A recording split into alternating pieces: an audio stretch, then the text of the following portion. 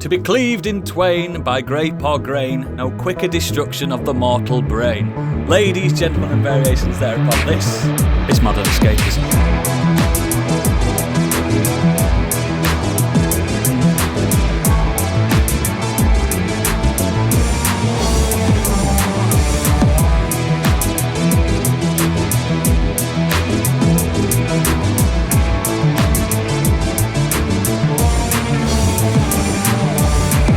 Hello and welcome to the show. My name is Kermit the Frog, also known as Oodles.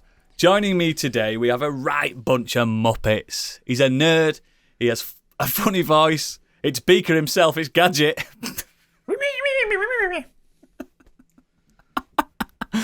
Also, he's bald, he's older than God, it's Statler or Waldorf, it's Biggie. Hello.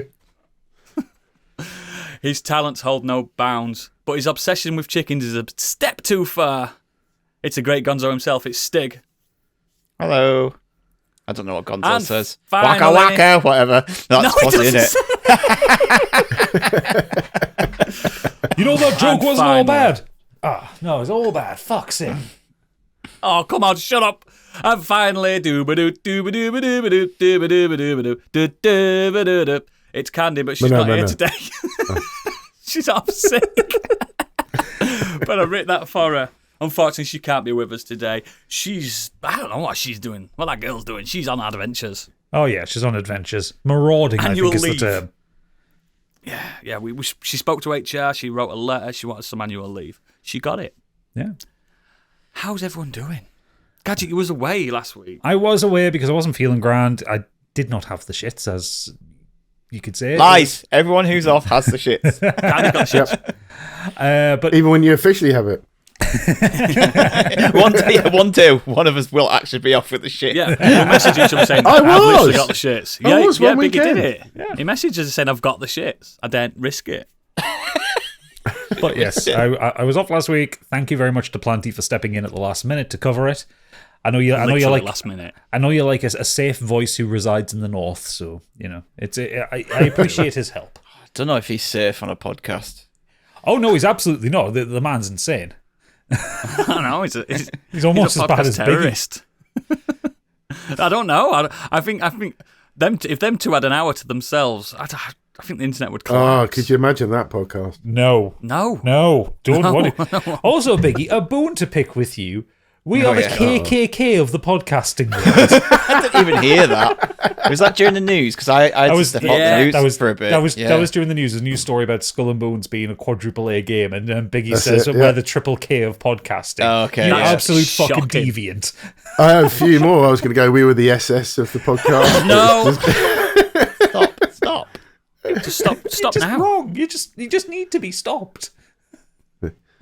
French. It's that French mentality. They don't care. Nah, he's hopped up on wine and snails. Exactly. And frog's legs. Yeah. How's everyone else's week been then? Great. I've got a game to talk about, but I'm going to talk about it in the green room because everyone's sick of us talking about Dragon Quest. So, Mate, I'll do another 2 hours with you if you want. I know, but I think we may have exhausted it. But I do want to talk about it a little bit. But Let's do a unfortunately, spoiler cast. that's going in there. Oh, we could do Should it do now. a- We should could do it. We could do Should it a now. spoiler cast.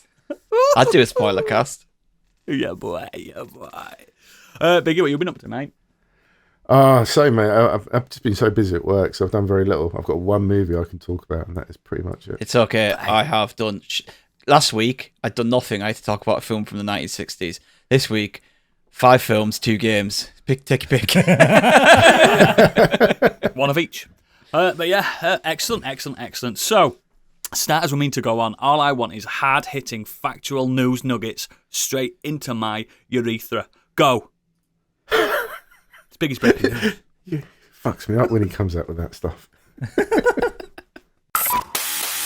You may already know, but he doesn't, because it's time for Biggie's Breaking News. Saying I love yous. It's not the words I want to hear from you. It's not that I want yous not to say, but if you only knew. how easy it would be to show me how you feel. More than news is all you have to do to make it real. Then you wouldn't have to say that you news me, 'cause I'd already know what would you news. I don't even know what he's singing. Extreme. Was torn into. Extreme what? No, More Than Words Than by Words. Extreme. Fucking don't know what it is. What? Biggie, What? honestly, mate, that was beautiful, and it's one of my favourite songs. The consummate 80s metal power ballad. You've not seen it where they're just sat next to each other, super like homoerotic, like more than words. Two You have strong to see men. the No. Jack Black and Jimmy Fallon one as well. Yeah, that's great. It's just as good. You've not heard that song? Wow. I'll stick I mean, it at the probably He end. have. must. He knows it. I probably I've just have, but I butchered don't know it. the name of it. How many weddings have you been to, Stig, in your life? Yeah, it does come up at weddings a lot. You've heard it. I will have heard it. I just don't know the track, and obviously The Biggie version, the Biggie edit. Yeah, I ain't gonna get it from Biggie singing, am I? I thought that was beautiful. Oh, God, how'd you follow that? Christ. Go for it. Well, I followed up with a really boring podcast that came out, and it's not ours. Wait. So Xbox released their really weird little 23-minute podcast, whatever it was, last week to outline the future of the company. There's a memo that was also nabbed, and I'll just quickly run through as it kind of covers what the podcast talked about.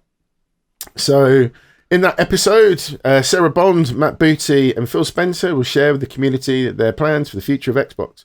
We'll also discuss how our vision will benefit our players, creators, and the industry as a whole. We'll look at the state of our medium. We see players increasingly gaming on multiple devices, but their experience is defined by the fragmentation created by platform silos. Fuck me. It doesn't say that.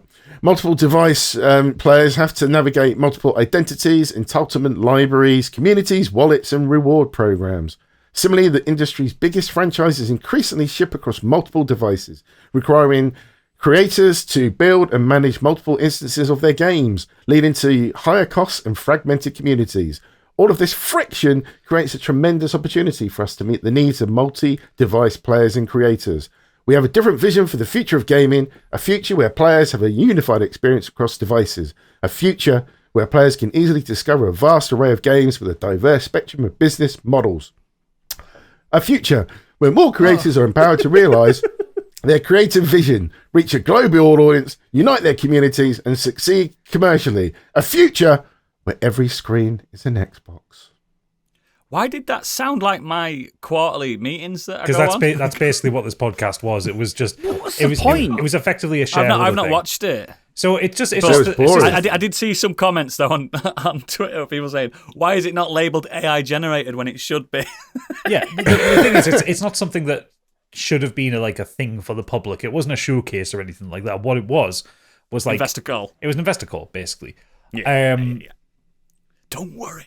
The takeaway from it though is that Phil Spencer's got the right attitude for it, like the idea of trying to unify the gaming sphere so that Sounds like it. people aren't so fragmented. Great, I like that. He's like a gaming communist, isn't he? I think it's just I think he he's a gaming capitalist. He realizes there's a lot of money to Capitalist, be that's better. there's a lot of money to be made putting games on the PlayStation as well. The funniest thing about this all was the way the fucking Xbox hardcore fans were kicking off about this before it came out. Because there was all these amazing. rumors from that Xbox etc. place or something like that. The Triple Xbox. It's just how easy it is to just throw a rumor out there, Yeah. and everyone just But runs But with the it. fact of the matter is, the first rumour that got circulated was correct, and everything else afterwards was incorrect. Well, because it's they said slightly 4 games are correct. coming to PlayStation. the first rumor was it was like Starfield was coming to the Yeah. PlayStation. Oh yeah, they got them wrong, didn't Yeah, they? and that's what had the Xboxes absolutely booting off. What about that solid 8 out of 10 game? Yeah, Not a system seller. people on Twitter saying fucking Xbox is dead because there's no exclusivity Starfield. anymore. And what actually came out about it is Microsoft basically said, no, it's not going to be Starfield, Indiana Jones. They aren't planned for ports. But Yeah, why would they? it's expected it would be their AA games. So Sea of Thieves, Grounded, Pentiment, and Hi-Fi Rush are the best bets. Yeah, you can see Tango, who made Hi-Fi Rush, have initially conceptually wanted that for everything. Because that's what they used to be, a multi-platform publisher. Well, yeah, Ghostwire Tokyo was multi-plat. Yeah, exactly. And I mean, Evil Within and stuff. Phil Spencer's kicking off about Helldivers not being on Xbox. I don't- It's doing so well. I don't think he's kicking off about it. I think he's just he said something like this. It doesn't benefit anybody that it's not on Xbox.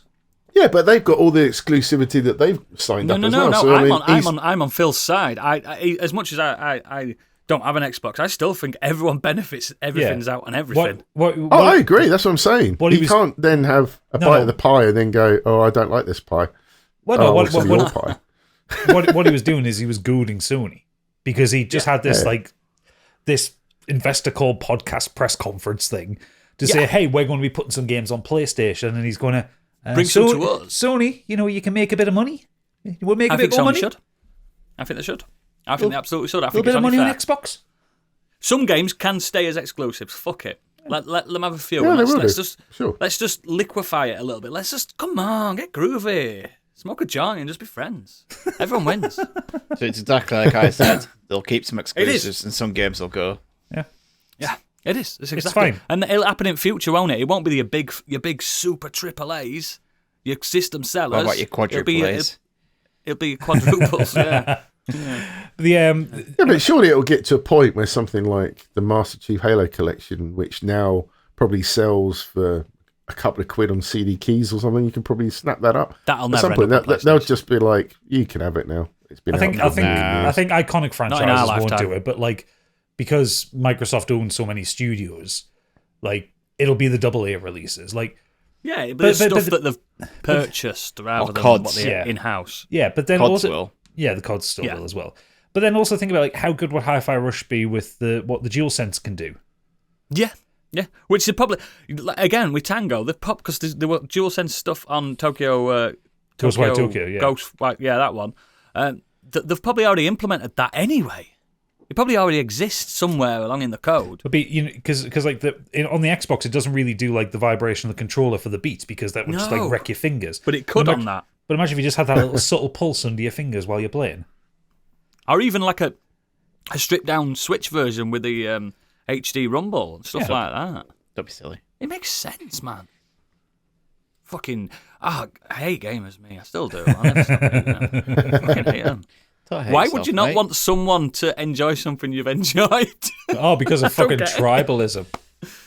Because it's my system. It's my system. Because my entire personality is around this corporation that needs to be supported. And they don't know who I am. Oh, dear, what a shame. Next. Boring now. It's done with. It's boring. Over with. Well, on the back of all this, Sony has expected PS5 sales to decline, and has announced no Nothing, existing no major games. franchise titles before April 2025. I think that's Fuck all, the that's main why. bit of it where they're saying no major first party exclusives. We've got fuck all. got Yeah. nothing coming. Or rather, Don't hold your breath for no, Death no, Stranding. yeah, rather no first party exclusives that are in existing stuff. I assume they'll probably have something new this year Oh, they will. They will. because they'll have Stellar Blade and that this year. Yeah, we're getting stuff. I mean, Final Fantasy Rebirth. That's still an exclusive. Yeah, but you're not going to get Death Stranding 2 this year. That's No, next year. no. You're not going It's to. not a system seller, though, is it? No, is it not really. No, It's a bit too it's an niche. erection creator. I mean, For a if niche you, amount if, of you people. put, if you put Stellar Blade into Google Images, the second row down, second shot across is just a picture of an arse. I just think it's egregious. I just It's know what. disgusting. Yeah. Yep, that is egregious. Blech. Stop it. There's already I think in the trailer there's an almost upskirt shot as well. Yeah, and it's there like, is. Yeah, Yeah, come on. I'm still freaked out by that second character in it. She looks very young. I'm not having it. She'll be like, I'm looking I at look her. like a 12-year-old, but I'm actually 12,000 years old. You can't fuck me.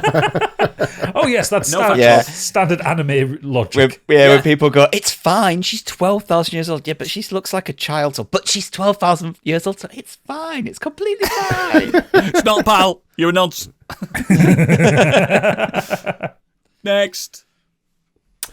Well, speaking of Helldivers, 2 has now surpassed both Fortnite and Call of Duty, taking the number 1 Congratulations. spot on the top played games chart on PlayStation. So I'm going to talk about this more later because I've been playing it this week. He fucking hates it. But it's worth pointing out, I've got the Helldivers 2 Steam charts open right now. Do you want to go. know? So bear in mind what Helldivers 1 was. It was like kind of a top-down co-op Mate, shooter I know thing. Helldivers 1 from the PS Vita. Yeah. That estimated peaked at maybe at the very most, maybe 50,000 players across its lifetime. Yeah, probably. Currently in the game right now, just on Steam, not on PS5, 378,558 players. The game is broken. You can't our log in. listeners. You can't log into it. Not as much as our listeners, but it's getting there. Like, I've been trying to play it all weekend and it keeps coming up servers at capacity. Please try again later. Is there no, like, it'd be a shame they can't implement a little offline story mode just to keep you sated a little bit. No, because I know it doesn't work like that. It doesn't work like that, but also because they're doing that thing that EVE Online does, where everyone's playing in the same server. Yeah, I know. It's like world instances and stuff, isn't it? No, it's Where just you're all- one big server that you're all in. And what that's resulted in is they're a victim of their own success because they didn't expect it to blow up expect like it. this. Yeah. And I'm pretty sure that Arrowhead Games, I think they're only like a 50-person studio. They Again, though, don't have genius the power. marketing, genius timing, Good game. perfect timing, good game. Who thought that those three things would work? Who Just seemed knew? to drop out of nowhere, though, didn't it? It's like I don't remember anyone saying, "Oh, yeah, Me and Gadget Helldivers." saw it. Me and Gadget saw the announcement when we did a talks over. It was we were Gamescom both last like, year. yeah, we were both like, that's Starship Troopers. We're into it. Yeah, but it was We're kind of into like that. It was kind of like, oh, I enjoyed Helldivers 1. Oh, Helldivers 2, yeah, cool. Yeah, It wasn't like it was like, now look at it. this is the game for next year. Like last year, it wasn't like this is the game everyone should be on next year. And Donkey then, like, contender already. within a couple of days, it's just been like It's gone ballistic. yeah, Yeah. absolutely blown up. I think as By well. PlayStation, guys. I think as well because it's a mid-budget game. It's only like a $30 million budget. I think it had, so they didn't have a lot for marketing. Hey, so it's only a 30 quid game. I'm banging at that. well, yeah, but they didn't have a lot for marketing, so it was only at like Gamescom and the Game Awards, and that was kind of it. And most of their marketing has been around clips on TikTok or streamers and stuff like that, and like ads on Reddit, which are cheap as fuck. So and it's just blowing up. It's great, but I'll talk about it later when we actually get to what we've bhave been doing. Do you know, I refused a code for that a few weeks ago. You're an idiot. Because I didn't think it was going to kick off and be brilliant. I'm like, now I'm like, should have said yeah. Sure, Should have said yeah. Never mind. Next. Diablo 4 is back in the news again, but not for the right reasons. It's going Never, from it's bad never to for the worse right with, reasons. well, yeah, with a $65 horse bundle that costs more than the game itself.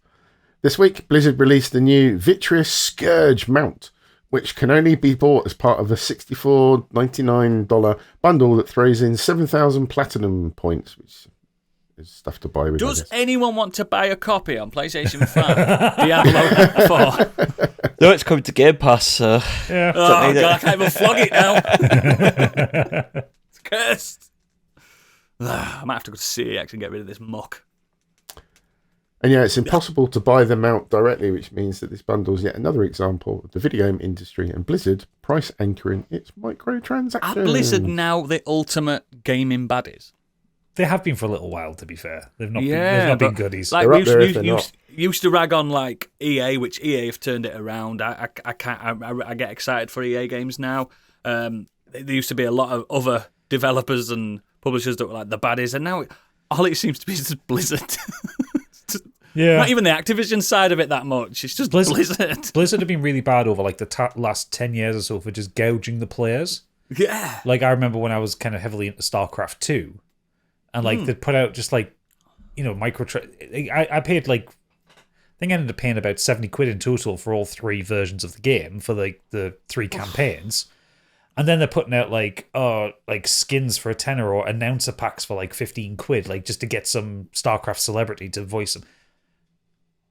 You only ever needed to buy the Total Biscuit one after he died. It was perfect. That's disgusting. Yeah, and it's gotten worse. Like even when like they changed like Overwatch from being loot box based to this now battle pass thing, and like charging 20 quid for a character skin for a first person shooter game. Like still baffles me. Yeah. Still baffles me. Like getting a character skin in a loot box was great. It was a little bit exciting. It was, lovely. Put It's that a on. laugh, innit? Yeah, it's a laugh. bit of a laugh.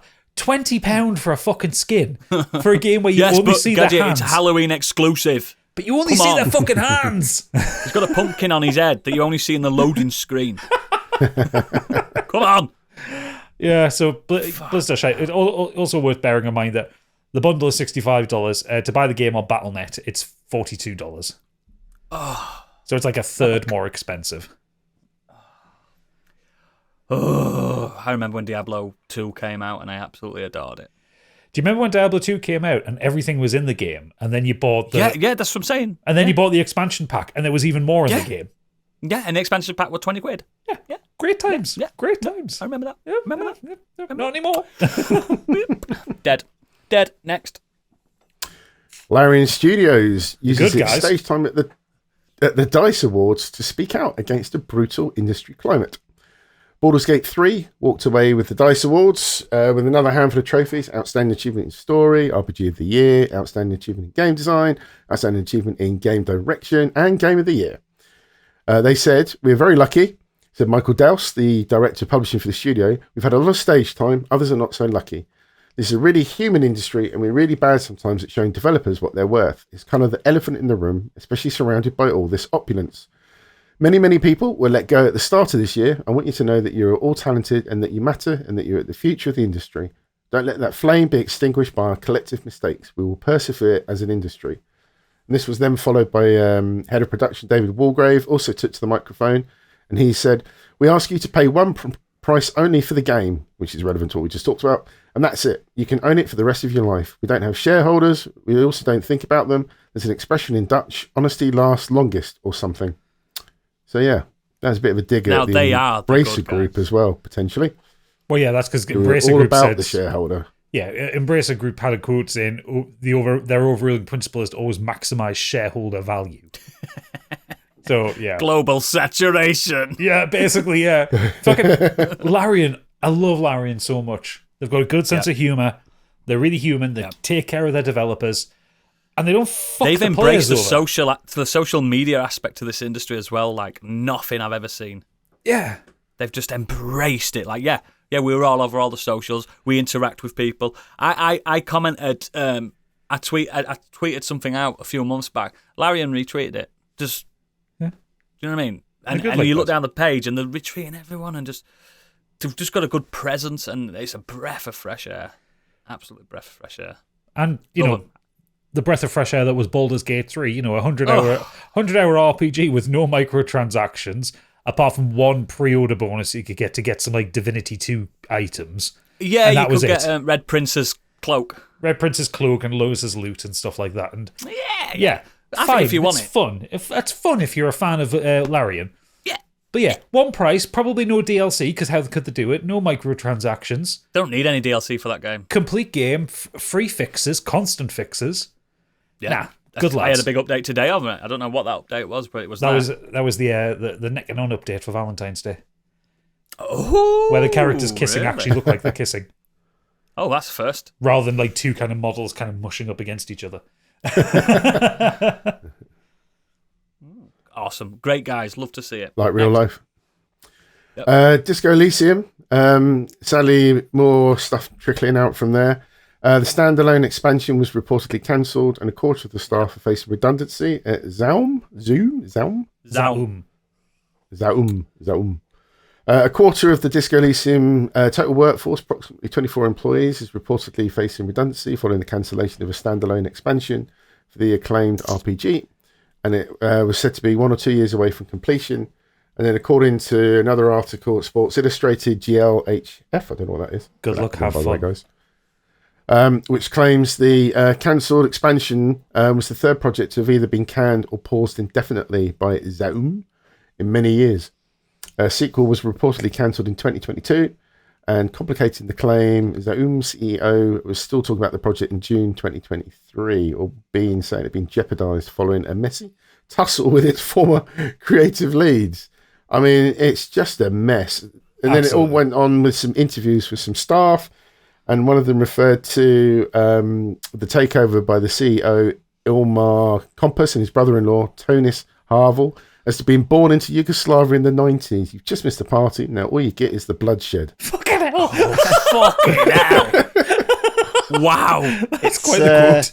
Can I get that on an emotional poster? One of the motivational ones. That game is going to go down as one of the greatest one and dones of all time. Yeah, but no one bought it. That's the problem.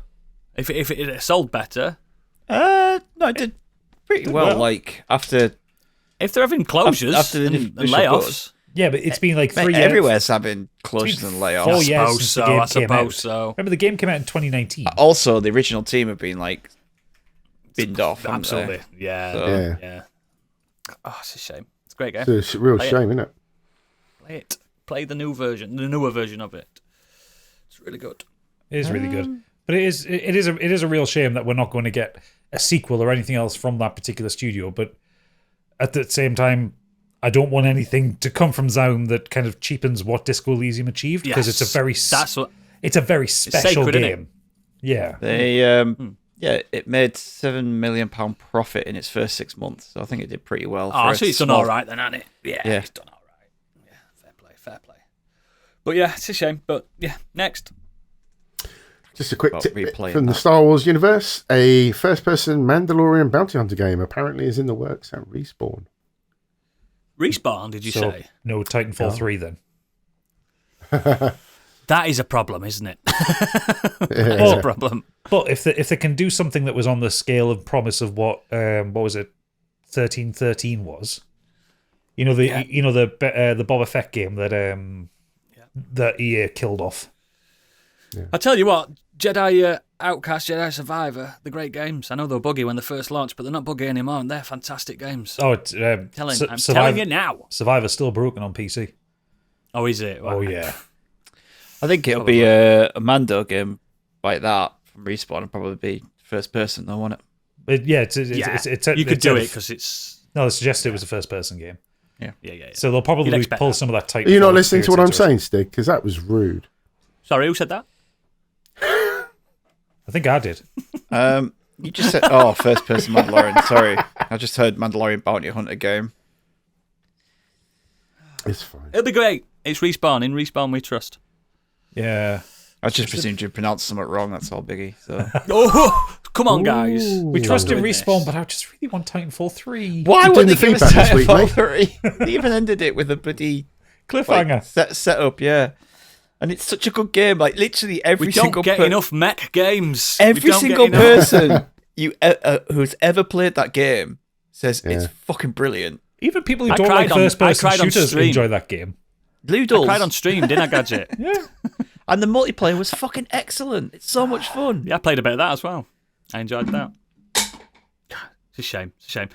Ugh, fucking, they'll bring a Call of Duty out all the time, but not a Titanfall. Oh, just Idiots. just let Respawn out of the fucking Star Wars minds, please. Yeah, get them away. No more Battlefield until we get Titanfall 3. That's all I'm saying. I don't think we're getting another Battlefield anytime soon after 2042. Biggie's still hoping that game's going to be good. I think it's like, it wasn't even EA, it was Respawn that cancelled it. They didn't even tell EA for about 6 months. Yeah, I know. It's like, fucking kill it. Yeah, They I'm still often working on it. did Apex instead, didn't they? Yeah, and made a load of money. Scumbags. Next. Over to the world of film and TV, and this very evening, which already this news will be old by the time you listen to this. But it won't It's be the a week BAFTAs. and a half old. For once. So I've got a list of the categories here. Won't have to go through all of them, but I guess we'll just cover the main ones. Is this the BAFTAs, is it? Yeah. Right. Is it How are we hello? winning Hello? one? Can you hear me? Wait, Stig talked over you when you said the BAFTAs. So it's just clearing it up for the audience there. I don't think he said BAFTAs. Oh, come on, guys. Come on, we're professionals. Right, me First and you up. are Oodles. First up, but best film. You had Anatomy of Fall, The Holdovers, Killers of the Flower Moon, Poor Things, and Oppenheimer. Have a guess what won? Oppenheimer. Yes. I'm not guessing. I've seen it. I've seen it. Looking at the list now. Looking at the list now. Just you don't have to go through the list of the nominees. No, just tell us the big winner. All right. I thought people might be interested in the big ones, but yeah. Fine, Yeah, fine. Mate, Just it's the been a winner. week old by the time they know. Do you want to fucking do it? Ooh. So- Who put 50 pence in Biggie? What are you drinking, bit? He's on Doom Bar, that's why. He's getting aggressive. Dr. Doom over here. Best film not in the English language was The Zone of Interest winner. This picked up quite a few awards. I don't know anything about this film. More on that later. Oh, there There you you go. go. Thank you Speak for to the that. resident film guy. If it's your bag, best documentary, 20 Days in Maripol, was the winner. Yeah. Best animated film was The Boy and the Heron. Good. Yep. I mean, Sorry. to be fair, out of the nominees, it was a 2-horse race. It was that or Spider-Man. Yeah, Spider-Man. Like Chicken Run Dawn of the Nugget, great film, not the best of one of the year. And fuck Elemental. Yeah, Elemental's like not it. bad, but it's just not awards worthy at all. Deeply average not at Pixar film. Yeah, it's a Disney Pixar wrote one in it. There has to be one. Yeah. At least Wish wasn't in the list. More on that later. Oh, no. Oh, no. It's been half time. He's had to keep the band interested. Yep. Best director was Christopher Nolan, of course, with Oppenheimer. Fair. That was an excellent direction. If it's your thing, best original screenplay was Anatomy of a Fall. Yep. Best adapted screenplay was American Fiction. I need to see that. I've Really heard want to such see good it things. so much, yeah. Yeah, apparently it's amazing. Yeah. Off to the actors and actresses, or actor total. Best leading actress was Emma Stone, Poor Things. Another film I've heard that I'm she's desperate really good. to see. Yep. Yeah, I bet she's really good in that. Best leading actor is Cillian Murphy, Oppenheimer. Yep. He's going to get the Oscar, isn't he? Yeah. Best Oppie going. Hey. Best supporting actress was Divine Joy Randolph for The Holdovers. That's interesting. Like she's You really like that good. film, didn't you? She's really good in it, but I don't think she's the best. not out of. I've seen. Well, maybe would have gone Rosamund Pike over her. Yeah, I was Saltburn. just thinking that. The Looking at Saltburn. this. Yeah. Just looking at Sandra Hüller in The Zone of Interest. I think I Yeah. probably would have put them above her. She's good, but yeah, she wasn't like the standout thing for me in that film. Do you think if Oppenheimer hadn't come out, do you think Barry Keoghan, I'm not sure how you pronounce his name. Keoghan. Keoghan. Do you think he would have Keoghan. grabbed that for Saltburn? No, No. I think Paul Looking Giamatti at would the have rest of won. the list on there. No. Paul Giamatti would have won it. You reckon? Everyone, Yeah. Giamatti apparently was showing for a lot of stuff. Yeah, he's After better. that He's film. better. I think it's also very comparatively quite early in Barry Keoghan's career. Like he's Yeah. got a lot of time to win an Oscar. Plus, Giamatti BAFTA. didn't shag a grave. It's a bit I much. just think that isn't whole it, for your movie grandma kind of to watch? centres on him throughout, doesn't it? So I just Well, yeah, thought maybe- he's the main character, and so he does a great performance. But Oh yeah. I don't think that from everything It's also I haven't seen the It's the Holdovers yet. palatability of the role as well. It's like, Yeah, like, I can haven't you seen the recommend Holdovers this yet, to but- everyone? I haven't seen the Holdovers yet, but every single thing I've heard about it is how incredible Paul have. Giamatti is in it. Yeah, he's good. Best supporting actor went to Robert Downey Jr. for Oppenheimer. Perfect. Yeah, 'cause I forgot it was that. him most of the way through it. Unsurprisingly, best cinematography went to Oppenheimer, No brainer. and the editing, No and the brainer. original score. No brainer. Well, I think I love the Spider-Man Across the Spider-Verse score. Yeah, I think it's just doing things completely different to everyone else. But yeah. you know, I think Oppenheimer has less of a It's a cartoon. score and more of a soundscape. It's Like- a soundscape. Yeah, It's not an album exactly. you're going to rush out to buy. it's like best It sound. reminds me a little bit of the Dune soundtrack, in where Dune wasn't particularly musical, but it was It did have a lot of... Yeah, but it was the perfect accompaniment for the film. Is what I'm Perfect, saying. that, by the way. I am also really enjoying the fact. I don't know why I'm enjoying this little bit of Schadenfreude, but the fact that Maestro is nominated for so many things and that Oscar bait film isn't winning anything. Good. Worst one out of the lot. I've not even seen 3 of the Oscar films yet, and I can tell you already it's the worst one out of the lot. It's also nice to see when they literally put it out as a shoo-in and it doesn't happen, and they're all like, "Huh? What did we do wrong?" Two good performances, but the film is just dull as fuck. It was when I was getting ads on Reddit that actually had "for your consideration" at the bottom. I'm like, "Fuck! Why are you appealing to Redditors? They don't vote in the Academy." Idiots. Any more, Biggie? Come on. Yeah, here's an interesting one. Because, again, I haven't seen the film that won it, but Best Special Visual Effects went to Poor Things, which I don't know much about that. Have you not movie, seen but the trailer to Poor Things? There's some It's got fucking a weird lot- shit going on with that film. It's got a lot of not like visual effects, more so like prosthetics and stuff. Look by the looks of Yeah, it. like actual practical effects. Practical effects. So whether that covers it as well. I Yeah, think there's like some possible, yeah. dream. I mean, it's in a list with The Creator, Elements of Guardians it of the as well. Galaxy 3, Mission Impossible, Napoleon. Just interesting. It feels like they lump a lot of it into the same bracket now. Yeah. I think it's also getting to the point where the people who are winning like best visual effects, when it's just condensed down, like the Oscars has like several categories Yeah, for it. they have makeup, don't they? But when Like, they- that's what- When they kind of boil it down to one category like this, the award tends to go to whoever's doing something interesting with it. Because like the Creator has wonderful CGI, Guardians of the Galaxy Volume 3 has wonderful CGI, but it's all just hyper realism.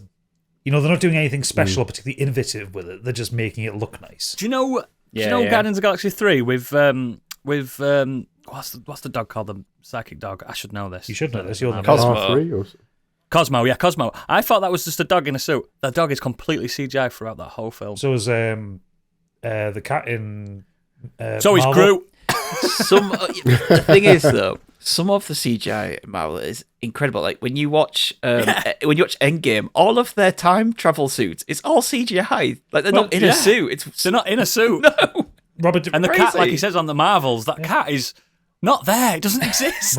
Robert Downey Jr. has never worn an Iron Man suit. No, he It's hasn't. always been CGI ever since the first one in 2008. But this last- the only bit that's ever real is like the edge of the mask when he's got the mask open. Yeah, Since COVID though, the visual effects have dropped off. gone down. Yeah. Yeah, they're really They're gone rushing downhill. them. That's the problem. They're rushing Yeah. them and they're not paying enough for them. Yeah. But that Cosmo, that I was like, oh, that dog's so nice. And then you wait for credits for name an animal, and there wasn't one. Oh, it was CGI. It's probably Sean Gunn running around on all fours, isn't it? Probably, mate. He does everything else. Well, you know, his big brother's got to keep him busy. Yeah. Yeah. Well, he's one at Guardians now, mate. No arguing with him. 2 of them, technically. Yeah, 2 of them. Yeah, that's true. I'm going to show my age and knowledge here. The Rising Star Award, voted for by the public, went to a Mia McKenna Bruce, and every name in that list I do not know. She's in How to Have Sex. I think she directed it. And how do you have sex? Oh, yes, I I've not recognise watched her. it yet. More on that later. I owe a Debris. I can never pronounce her name. She was in The Bear. You've watched The Bear, haven't you? No. Oh.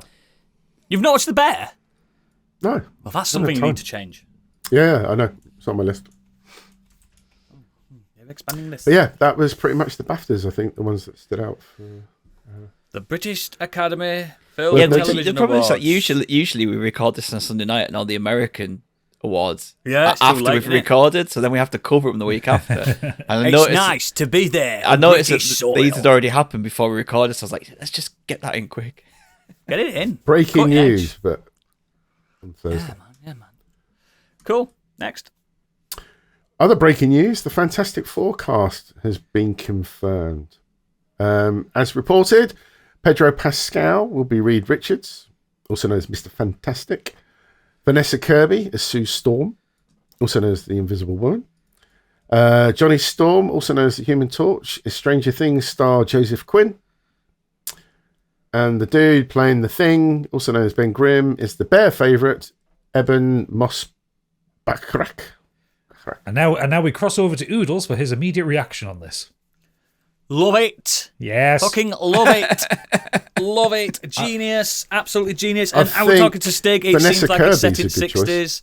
Seems like it's set in 60s, and I'm banging to this. It gives it a reason for you to say, why weren't the Fantastic Four there with Thanos and stuff like that? If they set it before all that, perfect. Send them in a wormhole. Bring them back to modern day. I love that. Job done. I love that they've got Eben Moss Backrack as the thing. That's inspired Perfect. that. He's got the Just perfect an voice for it. Angry Italian, kicking off, just going mad. Oh, it's going to be fucking brilliant.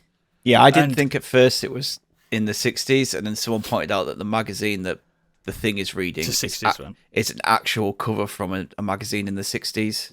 Well, I only thought it was the 60s because it looked like the 60s cover. The Well, 60s yeah. I art. just Yeah, I the- just the thought outfit. people And were the drawing uniforms. that. Yeah, and they got that little robot, aren't they? That's Yeah, I love it. definitely 60s inspired, like future technology, that in it. Did you know that it's like when Iron Man in the MCU has Jarvis, which is the computer, but in the comics he had Jarvis the butler, or eventually Yeah, became Jarvis That's the right. robot. Yeah. Oh, I love the fact that it's going to be like the Jetsons.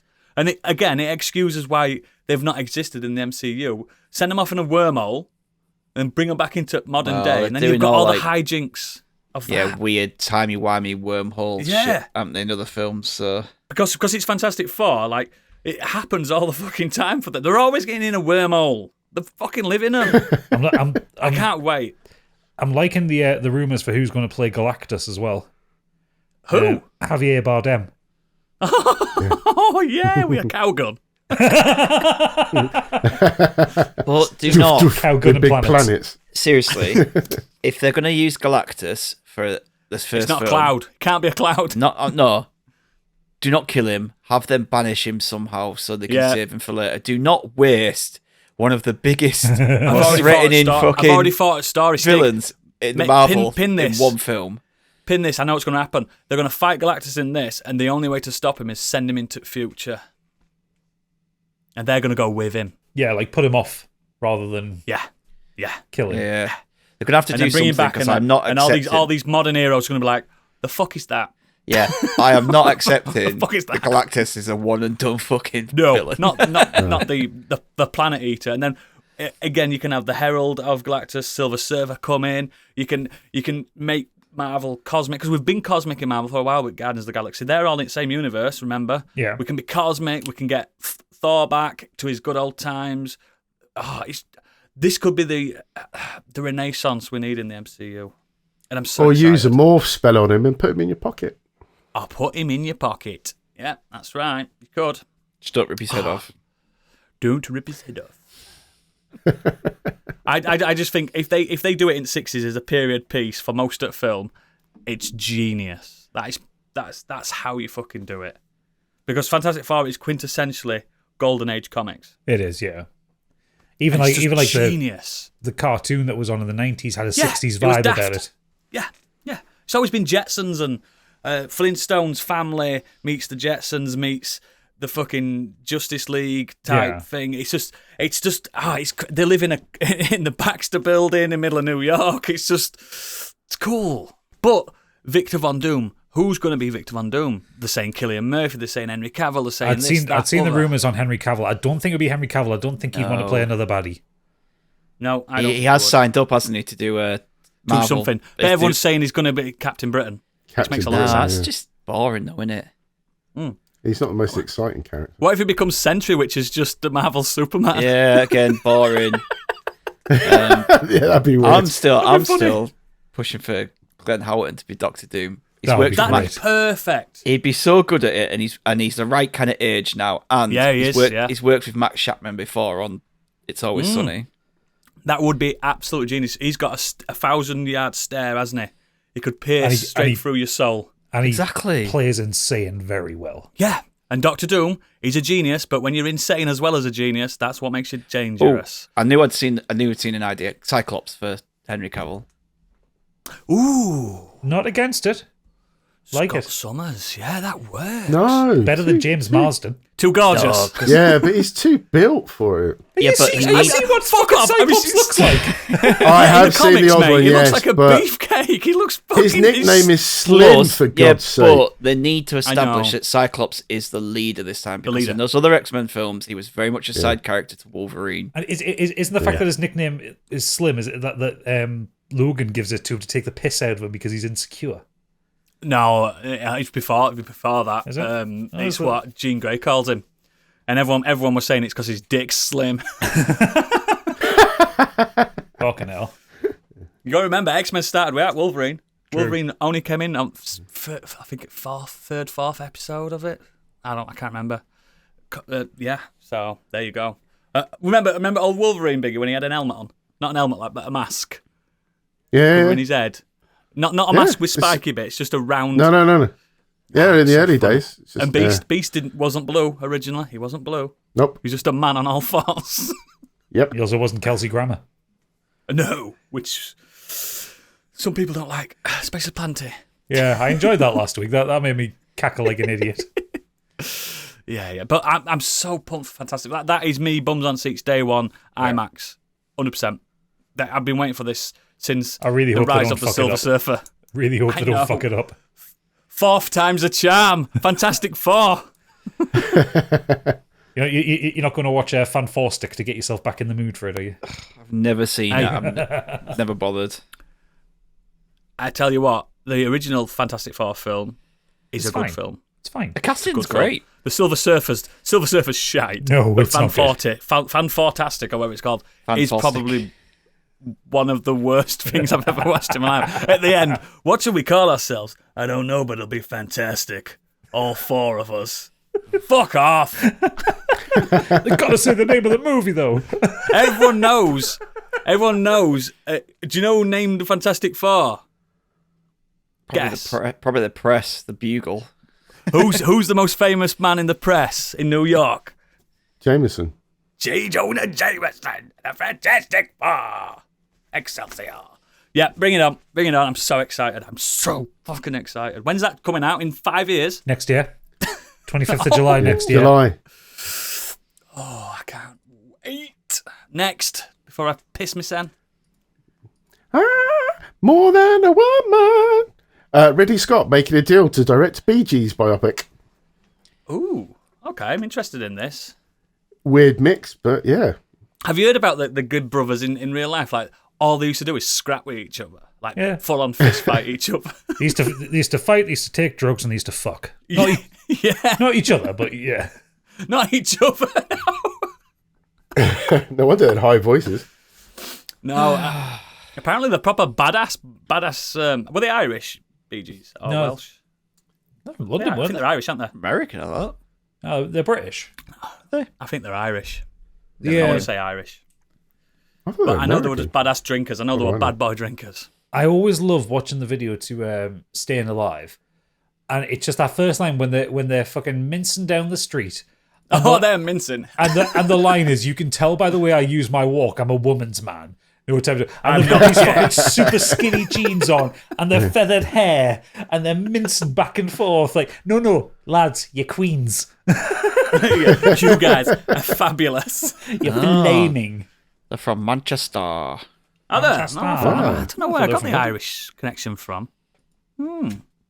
Still, that'll be interesting because, yeah, if it's like fly on the wall style where they're going to just reveal all, I want to see them shooting up before a gig and stuff like that because they were Won't, bad boys. They won't. I know they won't. Well, no, they did it's- with Queen film, did they? Yeah, it's a biopic, so it's... The flavour of the month. Biopics are the flavour of the last few years. Yeah. More on that later. Apart from the Elton John one, the Rocket Man, where he were off his kite all the way through it. Yeah, but That were all right. yeah. Yeah, but the Queen one was not all right. No, they didn't even show Freddie Mercury once on the gear, which he bloody loved. Oh, he loved the gear. He had, He loved it. he had them parties with the little people holding plates of gear. Remember that? Plate of gear. Remember that Bowie one you watched, which can't technically be about Bowie? Yeah. They didn't call him Bowie once. They just kept calling him. What's his name? Real name? Ziggy. Davy. Oh. Is it Davy Jones? Davy Jones, Is that his yeah. name? Yeah, they kept calling him Davey all the way through it. And his songs were like, like Space Oddity, were like, I'm in the cosmos doing space things. There's an astronaut. Yeah, it was so funny. Oh, God, that was so fucking funny, that film. Oh, don't watch it. It was so funny. Next. Last one for this. Paramount and Comcast have held early talks about potentially combining Paramount Plus and Peacock into one service. What a shock. All these services can't fucking stand by themselves, so they're going to have to merge. I love how a lot of people are saying, watch us on the cock next week. On the cock. They keep calling it the cock. I love that. Call it Cock Plus. And I'm in. More cock. Paracon. More cock. yeah, they can't sustain their own ecosystem. They can't survive. So Too many, that's join why. forces. Netflix Yeah, they all combine into one big thing, and then we can all watch the films that we want to watch at any point. Thank you. There you go. I feel like it's like Netflix is fine because Netflix seem to have their name and kind of unlimited money. Yeah, but they've kind of cemented themselves as being the first, and a lot of people signed up from Prime. A lot of people have that because they have Prime for deliveries as well, so you get all the other stuff with it. So they're kind of safe, and then everyone else has tried to do it. Everyone else is fighting for third. HBO had to. Well, Disney Plus to merge is with. It's got to be. Yeah, Sure. they had to merge with Warner Brothers. These two are going to merge. Someone else will merge at some point. Oh, Hulu, I think, merged with someone as well. Was it Disney? Something like that. Yeah, we get a lot of Hulu stuff on Disney, don't we? Yeah. So you get Futurama and stuff like that. Yeah. Who the funk it? Everyone. Yeah, not everyone wants to spend 130 quid a month on different streaming services. What a shock. Yeah. Unfortunately, as well, in this country, if you want HBO stuff, you've got to have Sky as well, haven't you? Yeah. Which fucking kills me, that, because it's some best telly, but you've got to wait while it's all finished and get a trial. That's what you've got to do. That's what I'll be doing when House of Dragon comes on. That's what I did when Last of Us came on. Yeah, I'm not paying for Sky. There's ways. There are ways. Next. Okay, do you like your stuffed crust? Because pizza giant Domino's has apologised after a worker at one of its restaurants was filmed appearing to pick his nose and wipe it in a large mass of dough. Fuck off, I can't hear this shit, mate. The clip, filmed at a Japanese branch of the chain, went viral on Monday after it was shared on the Bakusai online forum. It shows an employee in Domino's uniform talking to the person behind the camera whilst kneading. He then appears to stick a finger up his nose before rubbing it into the dough. Within hours of the video being uploaded, Domino's Japan has posted on its X account to apologise. Business explained that the man in the video was a part-time worker, like that matters, at one of his stores in Amagasaki City near Osaka. Sure. It's vowed to ensure something like this will never happen again, which it can't do. We deeply apologise for making our valued customers uncomfortable. So it's guaranteed. It's guaranteed that worker's now gone outside Domino's. Did you say? Yeah. He stood outside Domino's. He's got onto his knees and seppuku'd himself in front of the corporate overlords. He's gone. He's dead. The thing is, the Japanese take food hygiene ridiculously seriously. They're like the world class. They've got most Michelin stars on planet, haven't they? But like there was sure they have. There was a video that went around about a year ago of a Japanese TikTok trend of people in the the sushi bars with the conveyor belts, picking up a piece of sushi, licking it, and putting it back on. Fuck off! And I remember that. They got arrested. Good. No, but I'm saying that if that happened here, they would be kicked out. They wouldn't be arrested for it. Like the no, but they should. They should be arrested. Should be Japan thrown in the second. sea. But is it second? All right. America first. No, France, but still up there. France. It makes sense. Michelin. Yeah. French. But yeah, no, it's not Michelin. It's Michelin. It's the tire company. Is it? Yeah. Michelin I thought it was stars. a French name. No, it's from the Michelin Travel Guide. No way. Yes. The tyre people. The Michelin man. Yeah, it was a fucking tourist book that started it, and then Every fucking day you learn something and then new. the standards got so high that's when it became like the top level for restaurants. But yeah, I genuinely thought it was Michelin. No, it's the Michelin French. Michelin Travel Guide. Might be slightly separate to the tire company, but yeah, it's basically the Michelin Travel Guide in America. You think if you get a Michelin star, you get like a free Michelin Man. The free Michelin Man. Yeah, like you can put a sticker in your window, or you get a cardboard cutout. You every day's a learning day. That's what I've always said. But yeah, Brilliant. Yeah, the Japanese take food hygiene so seriously because a lot of their food is either raw or it's kind of fish based. So hygiene does have to Yeah, Still still moving. got to, aren't there? super serious or still moving. Still moving. Yeah. So they are fucking shit hot on it if people fuck with food. I don't want to. This kind of. Do you know if I've got a hair in my pizza embedded into cheese, that pizza's going in bin. I can't live with it. You'll be glad to find out the oodles from the article. The pizza dough shown in the clip was being prepared for 24-hour fermentation and was thrown out before it could be used. So no one ate anything. Oh, it makes me sick. Isn't it like I can't a stand potentially stuff like that. arrestable thing to do, tampering with people's food? Yes. In Japan, Oh, yeah, there's also. Contamination in it. Do you remember the there was? It's back to TikTok trends again. There's a TikTok trend in America of like people going into like supermarkets and like opening ice cream and licking and putting it in. Oh, that were a trend. That were a trend, and those people got federal Peanut butter charges. as well. So they should. It's disgusting. 'Cause you You could might be- have a disease. Well, Exactly, no, you could be no, passing it's- something on, couldn't you? No, it's not even that. There was a thing in America. It's worth looking. It's like a true crime thing called, I think it's called the Tylenol murders. And basically, what was happening? There was a pharmacist who was Tylenol's their brand of paracetamol, Aspirin in it. Yeah. aspirin or paracetamol. They were basically contaminating some packets of medicine to murder some, dying. like randomly murder people.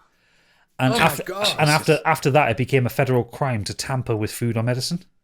Oh, like food quality, food grade stuff. Yeah. So Wow. there was like fucking teenagers going around just like opening a Ben and Jerry's, licking the top and putting it With back their in. face and their accounts up on the internet. Yeah. Idiots. They got federal charges. They went to federal fuck me in the ass prison. Yeah, they're getting bummed, aren't they? Wow. Wow, America did something right. Yeah. From something wrong. Well done for once. It did. Please tell me that stem was the from a weird serial World killer, Web. though. It was. That was the weird. I forgot to I'm mention going to it. say, because if that was just a normal story, that's fucking. I'm really funny with food hygiene, man. I'm really fun. Like, you should even be. this is going to sound stupid now, and I've done it forever. I wear gloves to make my kids pack lunch. Don't need I don't know why. I've always done it. I know you don't need to, and I know everyone says wash your hands and Well- stuff, but I don't know. It's just in my head. I had an intermediate health and hygiene when I was running my pub and stuff like that, and on cruise ships and stuff. And it's so essential that you do that properly. And the fact that I hadn't had vomiting and diarrhea for so many years, like for years and years and years, until I had it that other week, goes to show you Because you were doing how, good hygiene, weren't you? Yeah. how rare it was. And I still don't know where it came from. Yeah, you see all the time like clips of people doing stuff with food, and you look in the comments, and everyone's like, "Why are they wearing gloves? Why aren't they gloves?" Because gloves are too make people feel too You're not safe. washing them as much, You don't are you? wash. You don't wash gloves, and people Yeah, I get touch that. things, I other get things, and It's easy to they think cross-contaminate because I'm with wearing, gloves. yeah, because I'm wearing gloves, I'm not. It's just them dinner lady gloves that you put on. Yeah, you you throw them away after every. Do you know them little plastic bags? Yeah, that you yeah, put yeah. on But your it's fingers? just the- them. It's still It's because people- I'd want it myself. You see, I always find it funny when you see those videos of people wearing those like black nitrate gloves when they're cooking, and like they'll pick up a bit of meat and prepare it, put it aside, then pick up the veg. And it's like you've just touched raw Stop it. chicken meat. Yeah, stop I literally Stop it. watched. You remember when I told you I'd sat and watched that kebab shop at like 2 a.m. morning one time? Yeah, you seen him do that. And he was there, like the guy was wearing his gloves, and everyone in the comments just going, "Change your gloves, change your gloves." Oh. Someone's going, "Find out what shop it is," and we found out what But shop did he it have like was. proper black latex gloves on? Yeah, but he was handling change and money, and then going back to no. making the pizzas. He was touching the surfaces, I touching wouldn't be able to things. go there. And, I like to uh, not know. It was so funny Might because as well not people wear gloves. in the comments like, we found out where it was, and someone was like, "I'm gonna ring," and the next minute we heard like the phone going. Change your gloves. But you guys have known. You've been in my presence when we get a takeaway. I don't help people put the food out. I just give you the box because I'm really funny with it. I'm that's fair. I'm a really hygienic. Ugh, horrible. But anyway, thank you for that news and a little insight into our eating habits. God, we're such good at content. Anyway, let's move on to the main show. I'm going to start really quickly because I'm quicker than you guys at discussing stuff. I've been playing two computer games. Yeah. Yeah, I'm way quicker than you. No, you're not. What? Where'd Kill that ya. come from? Kill you, mate. Kill you. Anyway. You've done like 20 minutes reviews once when you've obsessed with the You've game. done like 20-minute reviews on shit you don't like. I know. All right. Look, We're already at an Come hour on. 12. this isn't a mutiny, guys. We're a family. I'm But yeah, the I played two podcaster computer now. games. You've already I've taken been 10 playing- minutes to talk about this one. Shut up, let me talk! But yeah, I've been playing a lot 11. of Switch, because... Shut up. I've lost my train of thought, but I've been playing a lot of Switch. Next. Okay.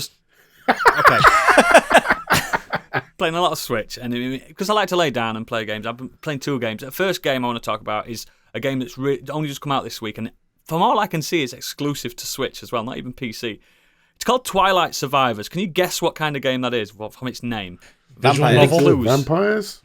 Vampires, kind of, but Survivors bit's the bigger clue. Because there's a game called Vampire. Oh God, It's is it like a ripping off Vampire Vampire Survivors. Survivors? It's ripping off Vampire Survivors. Now, I'm going to lose my Gamer card in a second, but I'm going to tell you something. It's just Vampire Survivors. Yeah, I'm telling you now, Biggie. Gadget, sorry. Fuck's sake. Stop doing that, man. Have a week off and you can't I'm remember telling you who's now, who. Gadget. Well, you stop putting your names on thing. Forget Grow who you are. some hair. Grow some fucking hair, man. I will when you grow a beard. God. Today, what are we on? But yeah, Gadget, I'm going to say this right now. I think this is better than Vampire Survivors. But it is just Vampire Survivors with I know cat it ears. couldn't exist without it, but imagine Vampire Survivors with great graphics. That's what this is. It plays exactly, but it's a bit easier because Vampire Survivors is a tough old game. I know, but that's what makes it interesting. I loved it, but if you don't know what it is, you're a character that you don't control how often you fire your weapons and stuff. You just aim, and you're moving about a field, and waves upon waves of monsters are coming at you. You've got like 25 minutes to survive. It gets harder and harder. You're getting pickups. You're getting stronger. Every time you die, you're unlocking something else. It's really, really pacey.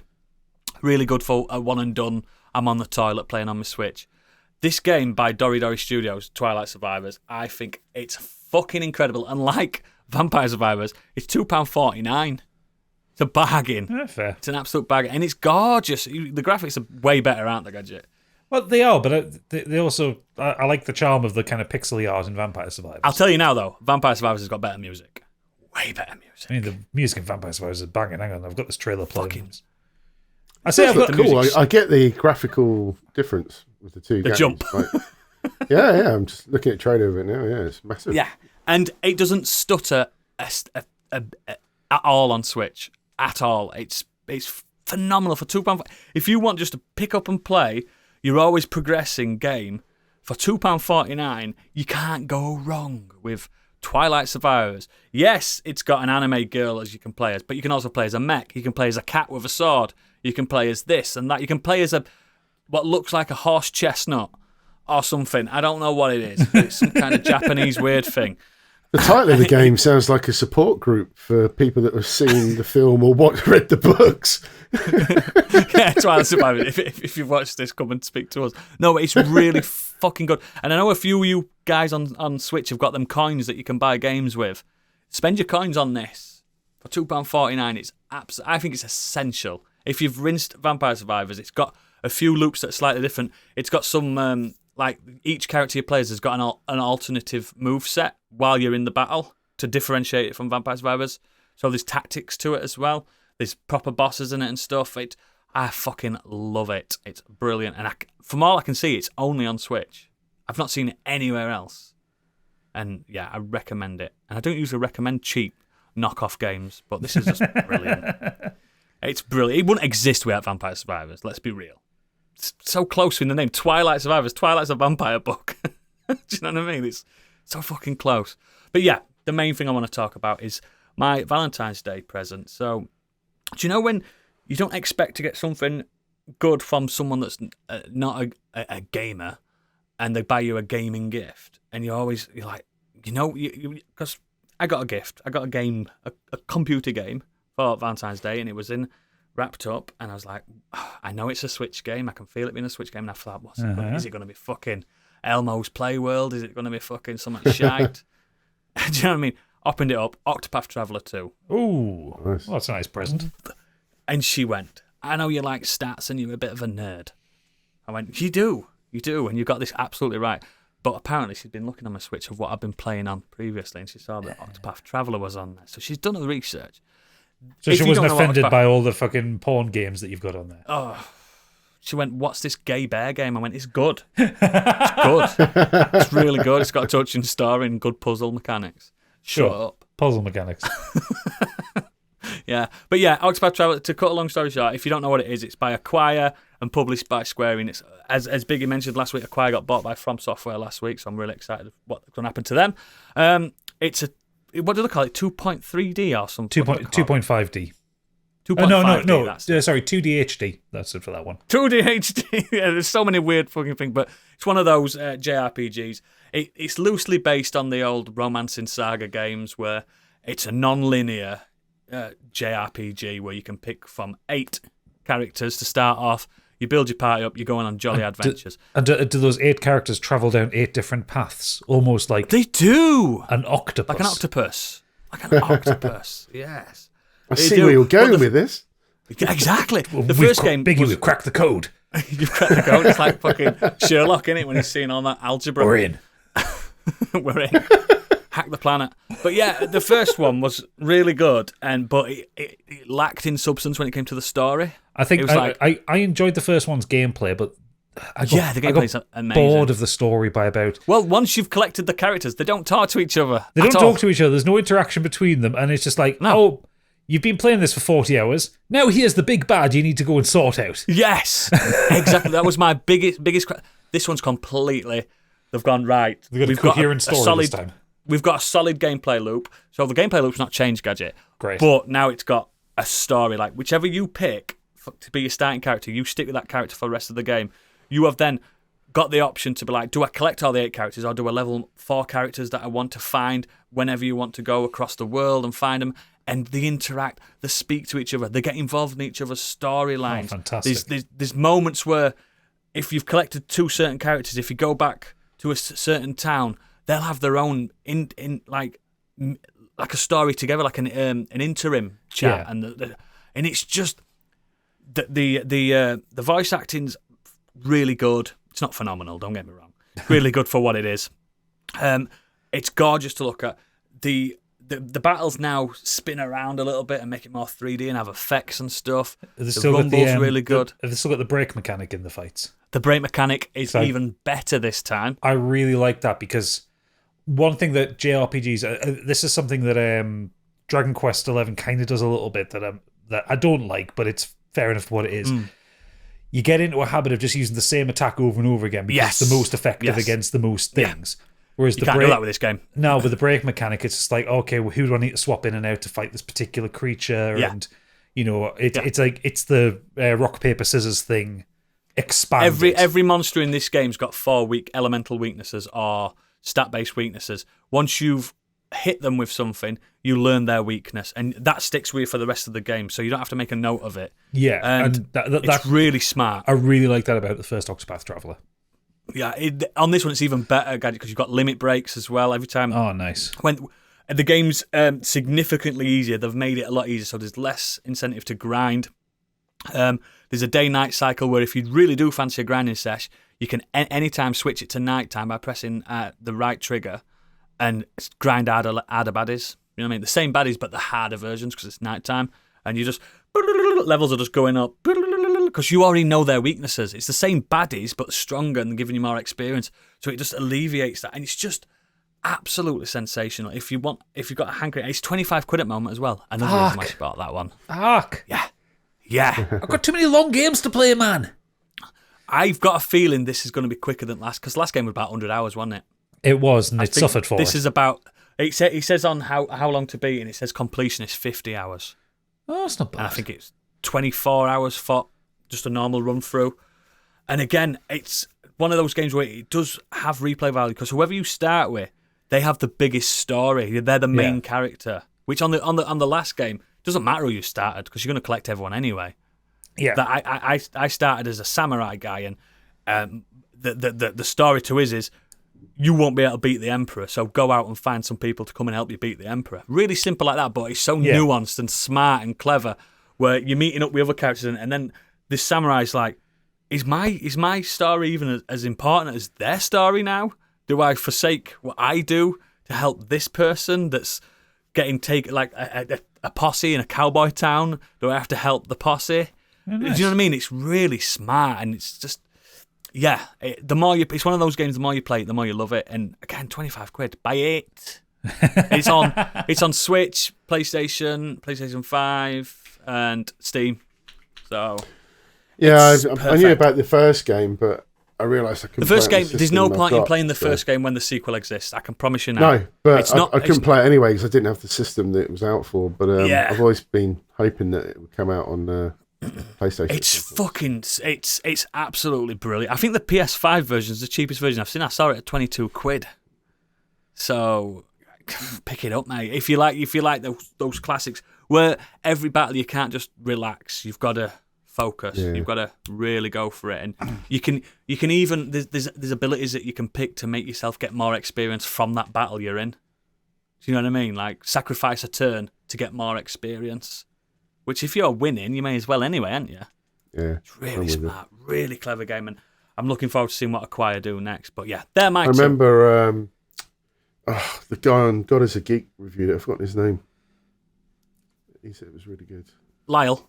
Lyle, thank you. Yeah, gave it a 10 out of 10, remember didn't he? Yeah, I remember him talking about it, saying how good it was. So yeah, I read his review. Yeah, he's got great taste in games. He's a weirdo like I am, so I trust Lyle. Trust me as well. Absolutely, it's a knockout game, and don't bother playing the first. Just play this one. I'm not They're that not bothered. linked in any way. Just play this one. It's really fantastic. But yeah, Stig, what you been up to? Loads. But mainly films. I just want to mention a quick one before I bust into my two main ones. Horror film called When Evil Lurks. It's on Shudder. Really recommend this. It's a foreign film. I think it's Argentinian. Ooh, where I used to Um, get cheap games from. Yeah. But yeah, it's really, really nasty, really kind of mean, but not in a popcorn horror over the top, like Terrifier kind of way. It's violent, but Like a slasher flick. no, it's not. So the story is set up where the residents of a small rural town discover that a demon is about to be born among them. They desperately try Oh, to escape no. before the evil is born, but it's maybe too late. So there's this thing called the Rotten, which kind of spreads across. It's like taking control of this guy, and somebody does something stupid, and they let it out of the body that it's possessed, and it kind of takes Yeah. up.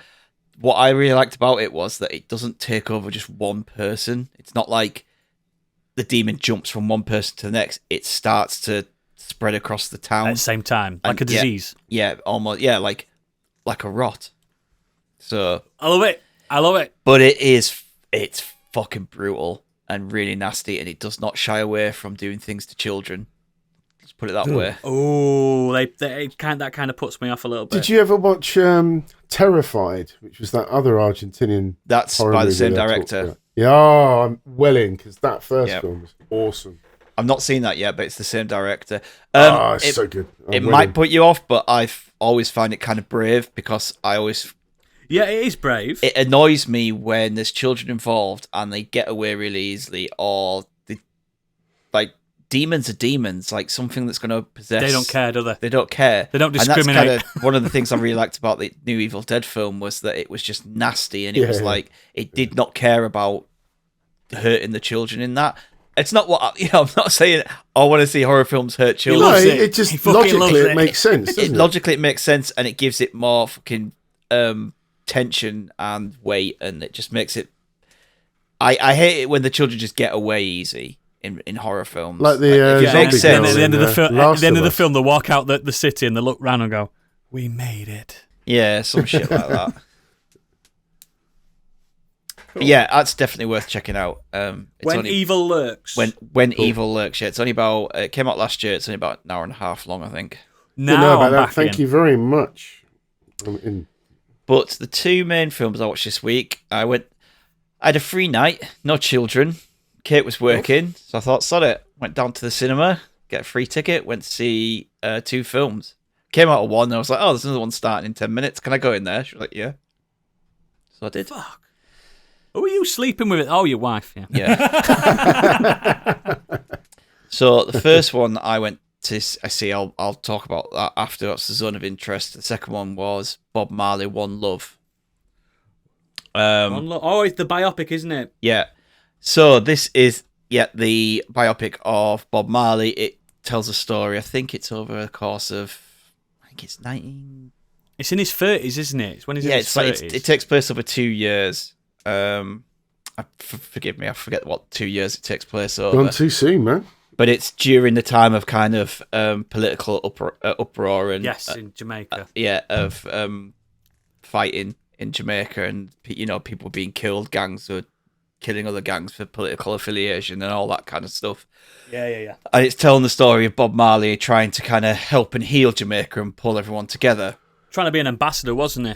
Yeah, the problem with this is it is very much your typical music biopic, and it's very much just a hero worshipping film. There's no substance to it. They almost portray him in a Jesus-like way. They even have these like kind of flashbacks to his. So they show the present day, but then they show the flashbacks to his when he was younger, when he met his wife Rita, and when they formed the band. Then they go even further back at times and show him as a young child in almost these like dream-esque prophecies. When he's walking on water. No, he's like, but he's in like this ring of fire and like being rescued by this like thing, and it's just, I just didn't think it kind of worked that at all. But obviously the music is amazing. Is there a scene where he's sat in a car and he's like, I've got an idea for a song. One love, one life. Right. He's just sat. Unfortunately, there is. They do it in all these music biopics. I literally wrote here, there's an egregious moment akin to Bohemian Rhapsody where they all come up with the song Exodus by just jamming away, and like, never happened like that, did it? That's how songs are made. No, they're literally all perfectly in sync with each other and singing the next line of the song, and it's just like, oh, come on, like. Oh, I fucking hate that. That doesn't happen. It never happens. Someone comes up and goes, I've wrote these lyrics. Okay. What key should it be in? I don't know. G. All right, we'll work on it. We'll see you in 4 months. Or someone comes in with a riff or a melody, and then you argue about it for 4 hours, and then somehow... That's what the Beatles did. Yeah, then somehow you have the first 30 seconds of a song written. No, he just came down with some lyrics for Exodus, and they all somehow... No, he didn't. They just jammed, and they came up with it. So, yeah. I'd love to be proven wrong, but that never fucking happened. So, yeah, unfortunately, it lacks nuance. It lacks real substance. It skips over... You kind of get that from the trailer, I think. It skips over any moments showing his flaws. Like, yeah. Was Bob Marley wonderful in certain ways? Yeah, he did create great music, and he did actually bring, political leaders together in Jamaica, and he was like a voice for the people. Did he not talk about him being an abusive father and husband? Nope. Okay. Basically, that gets brought up during a fight with Rita at one point, because these biopics have to have a fight at some point, and then it's just smack Ziggy around all the time. Apparently, it's just forgotten about in 5 minutes, and the man was full of flaws and contradictions, and I want to see that as well. I don't care about a puff piece. I know all the good stuff. I want to see. A film about the warts actual and all, life. Yeah, warts and all. Yeah, and it's produced by Rita, Ziggy, and Della Marley. Well, there you go. Well, Ziggy's not going to really slag his dad off now, is he? Because he owns the estate. That's what I mean. There you go. It's fine to tell a story about his music and his accomplishments, but I want the full story. But in his book, he said, "My dad used to throw me about a fucking house." Kingsley Ben-Adir is brilliant as Bob Marley, though. Really loses himself in the role. He looks like him, doesn't he? It does, got all the mannerisms and everything down to T. Lashana Lynch is great as Rita. She's like the heart of the movie. But that's literally all the movie has, is good performances and the music, which was already there. It wasn't theirs. It's not the film's music, is it? No, so it's this year's Bohemian Rhapsody. Yeah, it's felt really safe. It's such a safe film. What a shame. Yeah. Second film I saw, which we've talked about earlier tonight, getting loads of awards, Zone of Interest.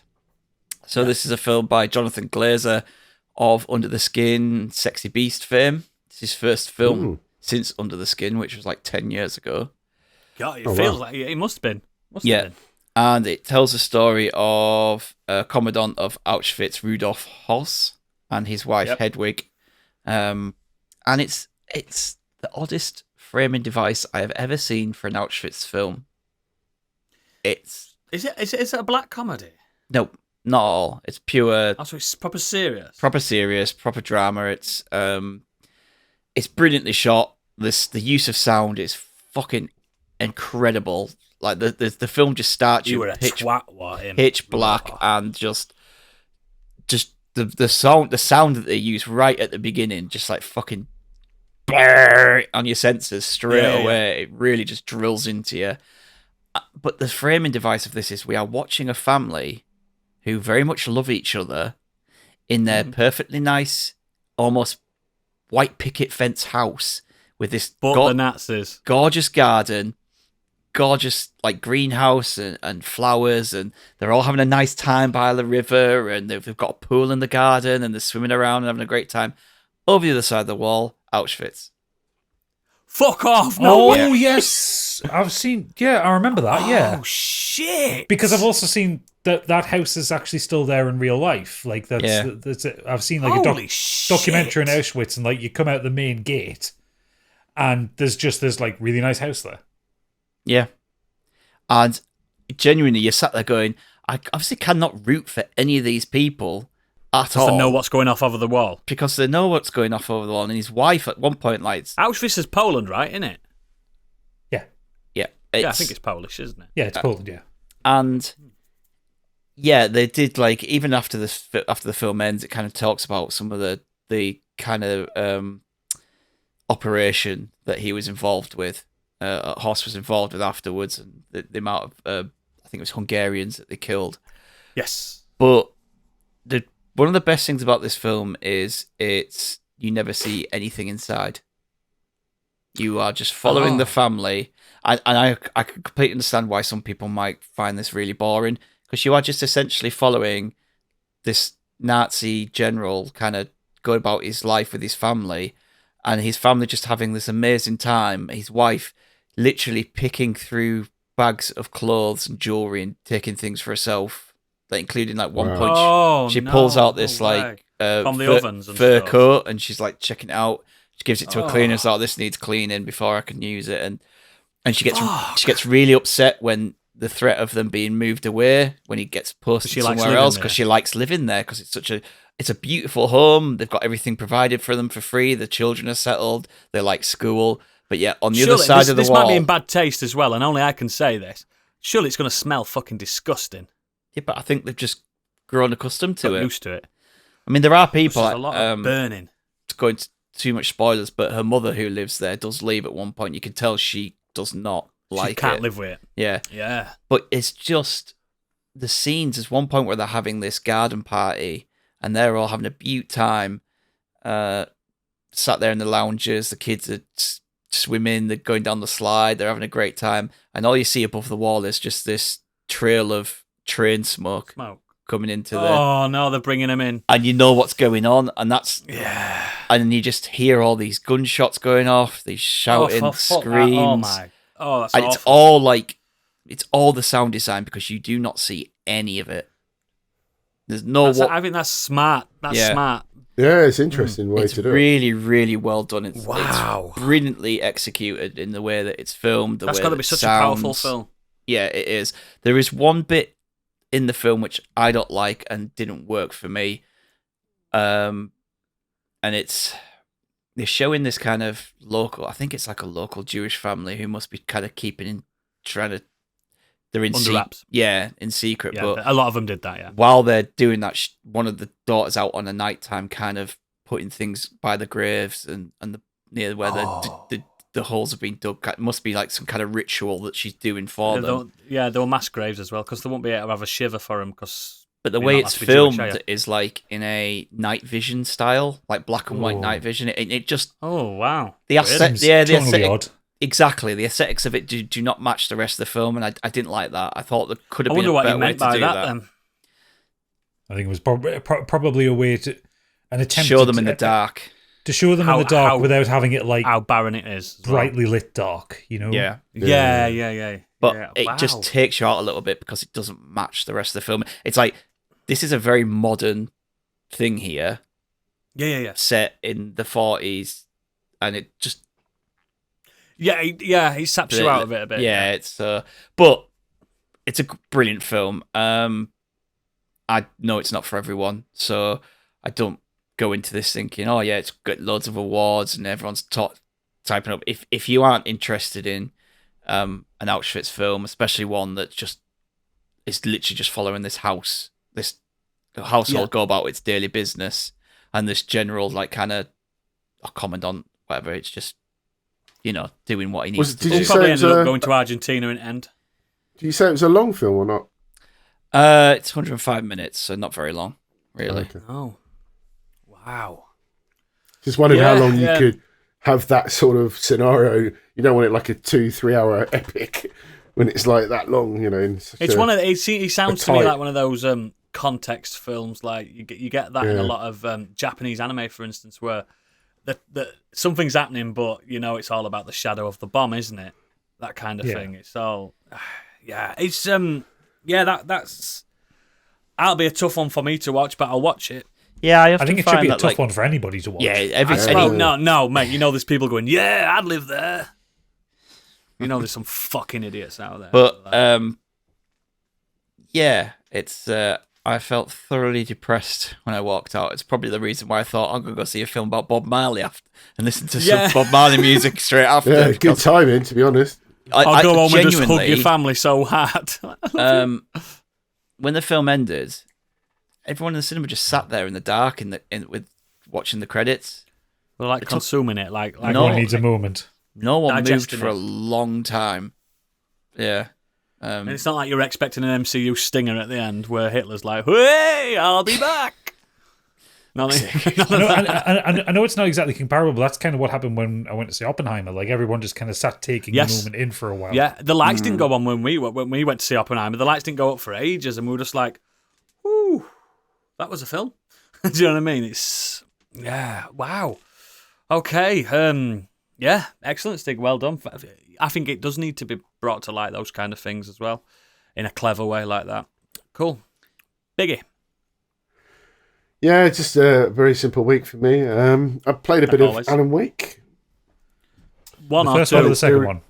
It's one. Of course it's one. He's not going to play the most recent one. Don't be silly. He never does he? No, because I never played it. And I remember you telling me like it was quite a good game, so I thought I'd it's a very good game. Play a bit of that. So I've quite enjoyed what I've played of it so far. I don't know if it's spoilery, but I'm up to the bit where his wife disappears from the cabin. So you've done the tutorial. He's done the first half hour. Further on from that. I can't remember anything of that game. It's been I played it when it was released. And never isn't the reason why he's actually running around in the dark is to find his wife? Yeah, because you get to Bright Falls, you have the introduction, you get the key on the boat. Yeah. Then you go to Cauldron Lake, you open the house. Alan Wake is a cunt to his wife. He storms off in a huff, and then she disappears. So you're in the opening hour. Ah, perfect. So, that's exactly where I'm at.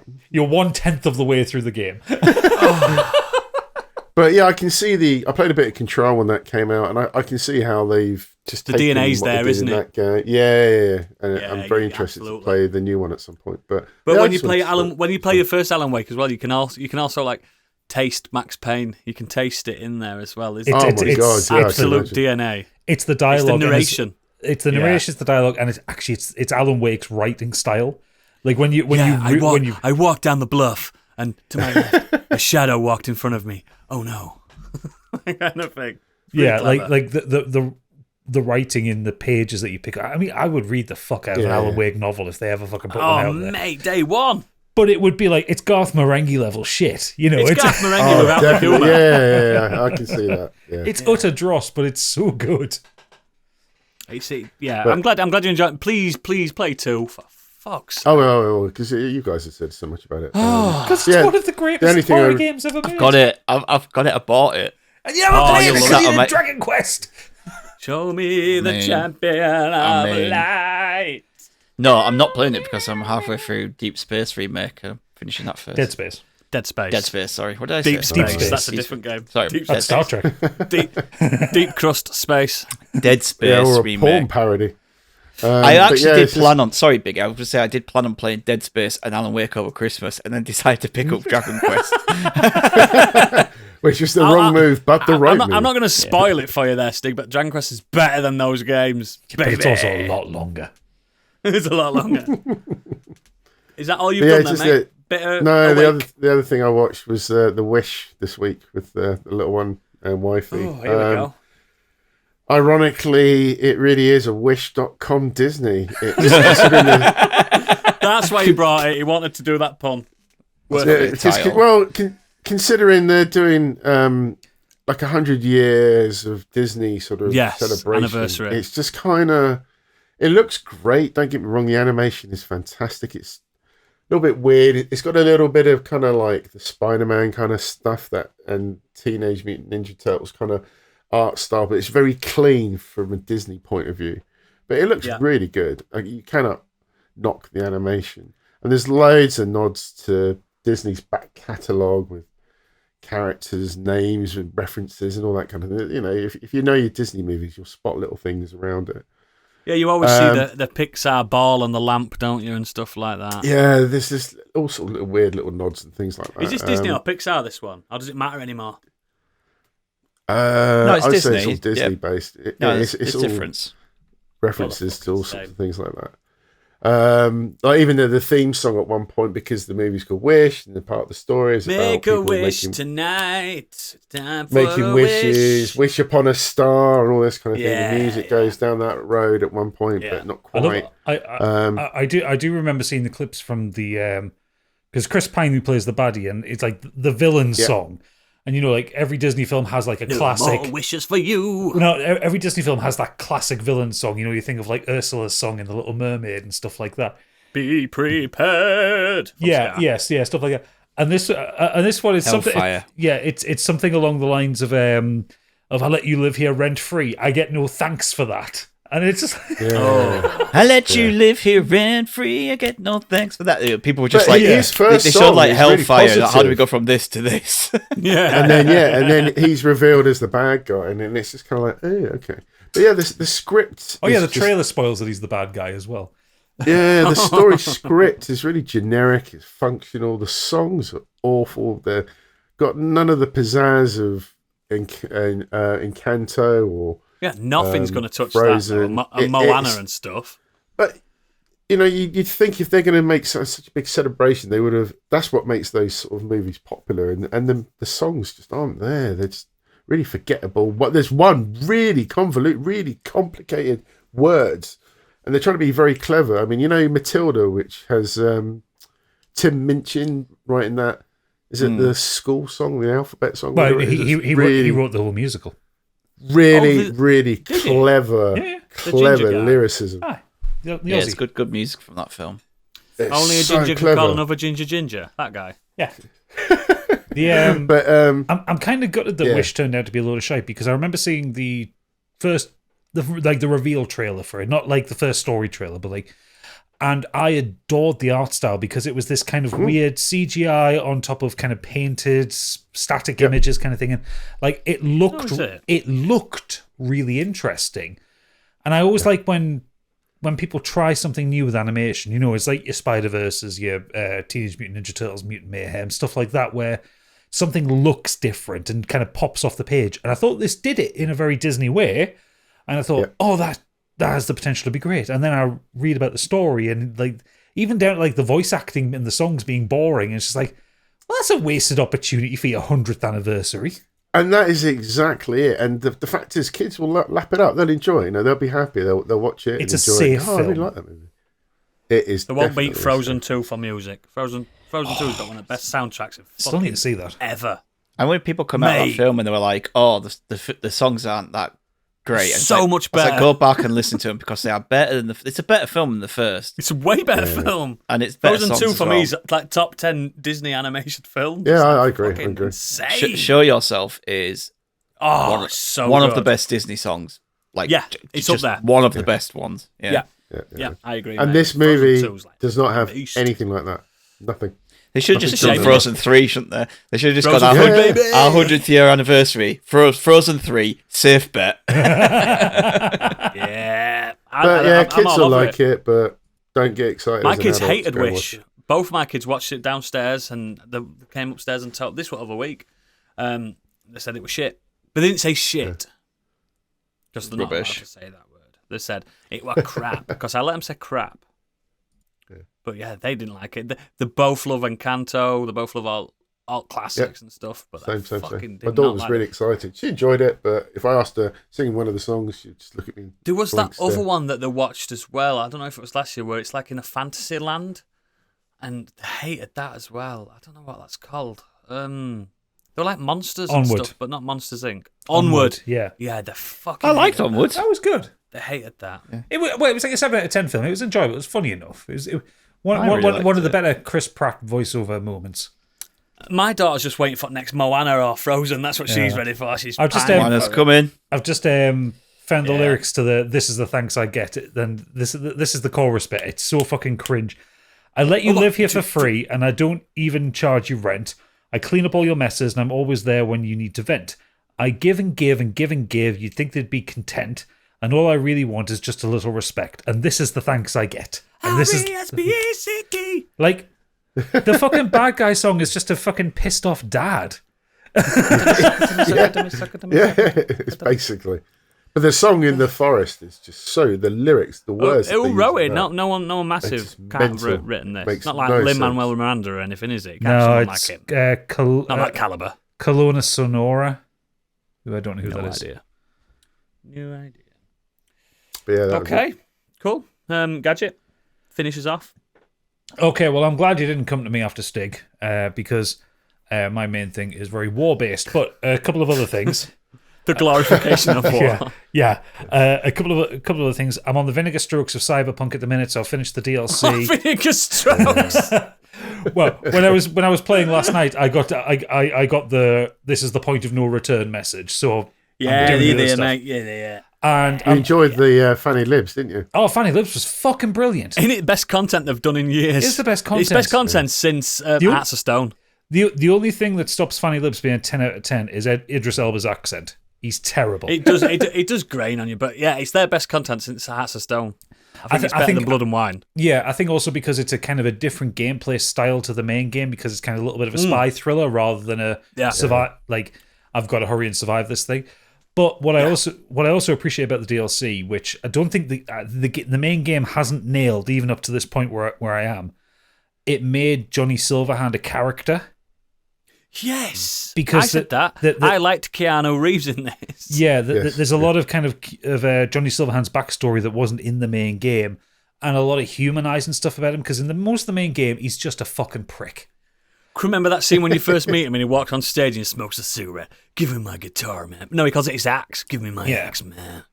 But it humanizes a lot of him, and I don't know what ending you took for it, but the ending I took for it, there's this really quiet moment at the end of it where V and Johnny are kind of reflecting on what's happened and how screwed they are. I It's didn't know. fucking beautiful. Oh. The writing's very good. I checked out a couple of the endings. Yeah. I'm also listening to a new audiobook, which I would really encourage anybody to listen to. I'm about 2/3 of the way through. It's called Children of Time by Adrian Tchaikovsky.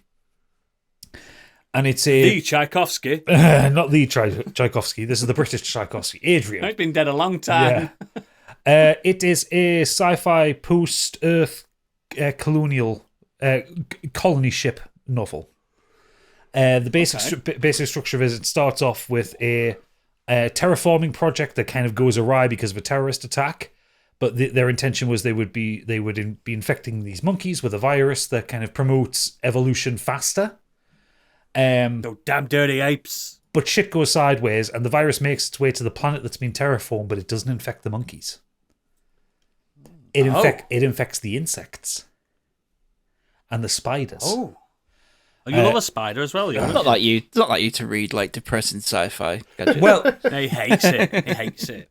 I'll so- listen to it. yeah. So it actually, to be fair, so far it's not depressing. It's really fucking interesting, because then, like, kind of 2,000 years later, shit's gone wild on Earth, and it's no longer habitable. So you get a colony ship finds this planet based on old star maps, and the story is laid out between these new colonists trying to work out how to get down to the planet and how to survive and that kind of thing. And then the society of spiders and insects that have grown larger but also more intelligent and have like human style emotions and Just think, structures. if you were there, Gadget, you could have a relationship with a spider. I fucking couldn't. But it's really interesting because the spider story is from a spider. Like the spiders give each other names, but the main one that you follow is one. Sammy the spider. Well, no, the main one is Scott the spider. The main one is you follow is called Portia, based on a species which starts as Portia. And it's interesting because it like goes into great detail about this matriarchal society that spiders would create, because obviously you know the whole thing, when spiders mate, the male tends to get eaten afterwards. Yeah. So what Adrian Tchaikovsky's done is elaborate that out into being a matriarchal society. And it's really fascinating how he's done it. So it's a really fucking brilliant book. But the main thing I've been doing this week, also involving bugs. Also involves bugs. I've been spreading liberty across the galaxy. I have been taking freedom and shoving it up the arses of bugs because I've been playing Helldivers II. Hoorah! Hoorah! Would you like to know more? Yes, we would. Yes, you would. Sign up for Patreon.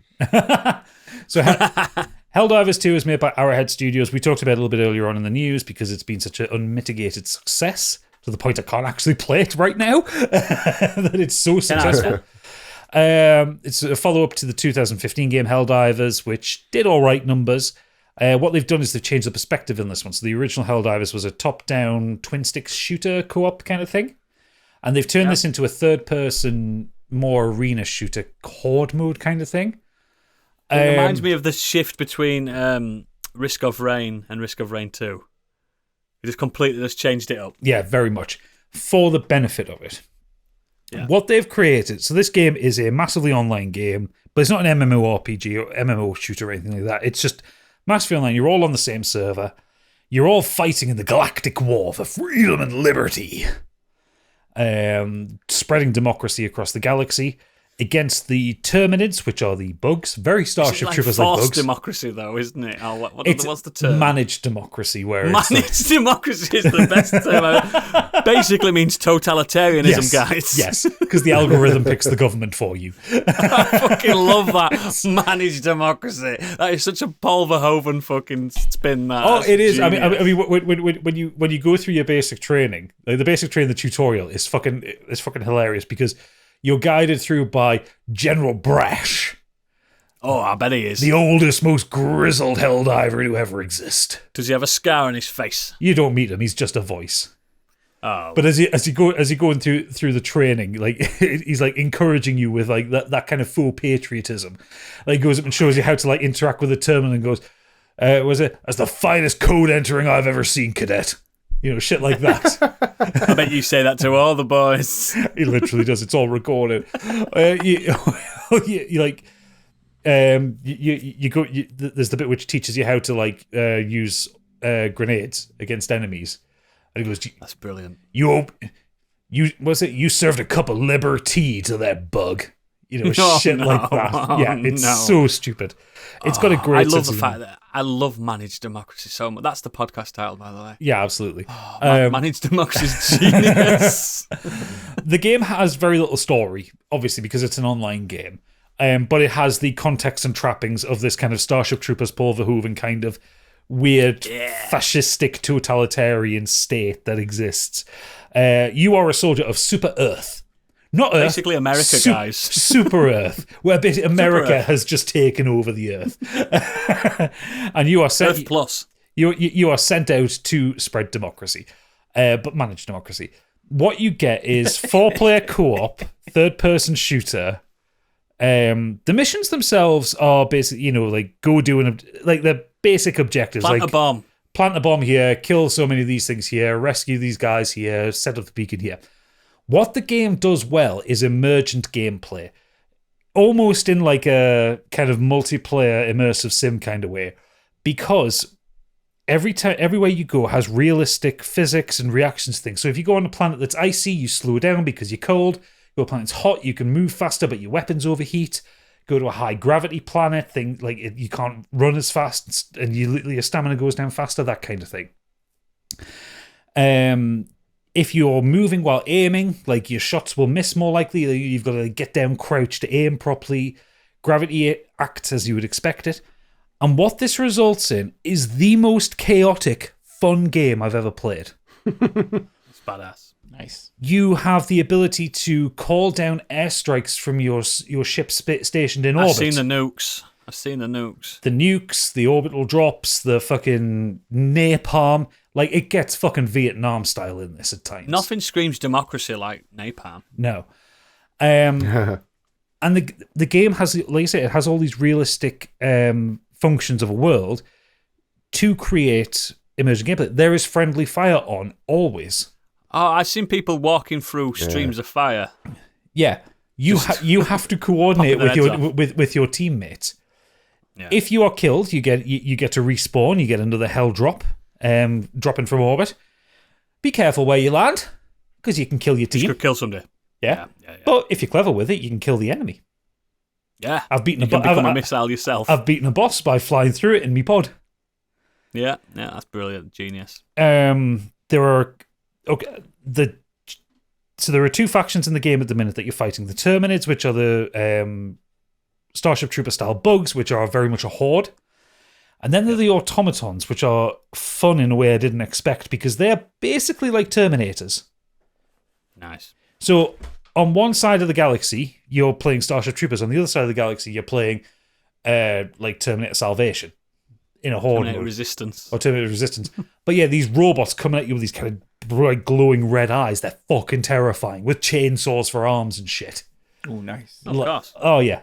It is fun on a level I didn't expect it would do. And like I say, it's... Are you actually aiming towards a common goal, and are you trying to take over these planets? Has anyone finished a planet? This is the good thing. So because you're all in a shared server... Yeah. Everybody is kind of... There is a push and pull between what the enemies that the game has and what the players are doing.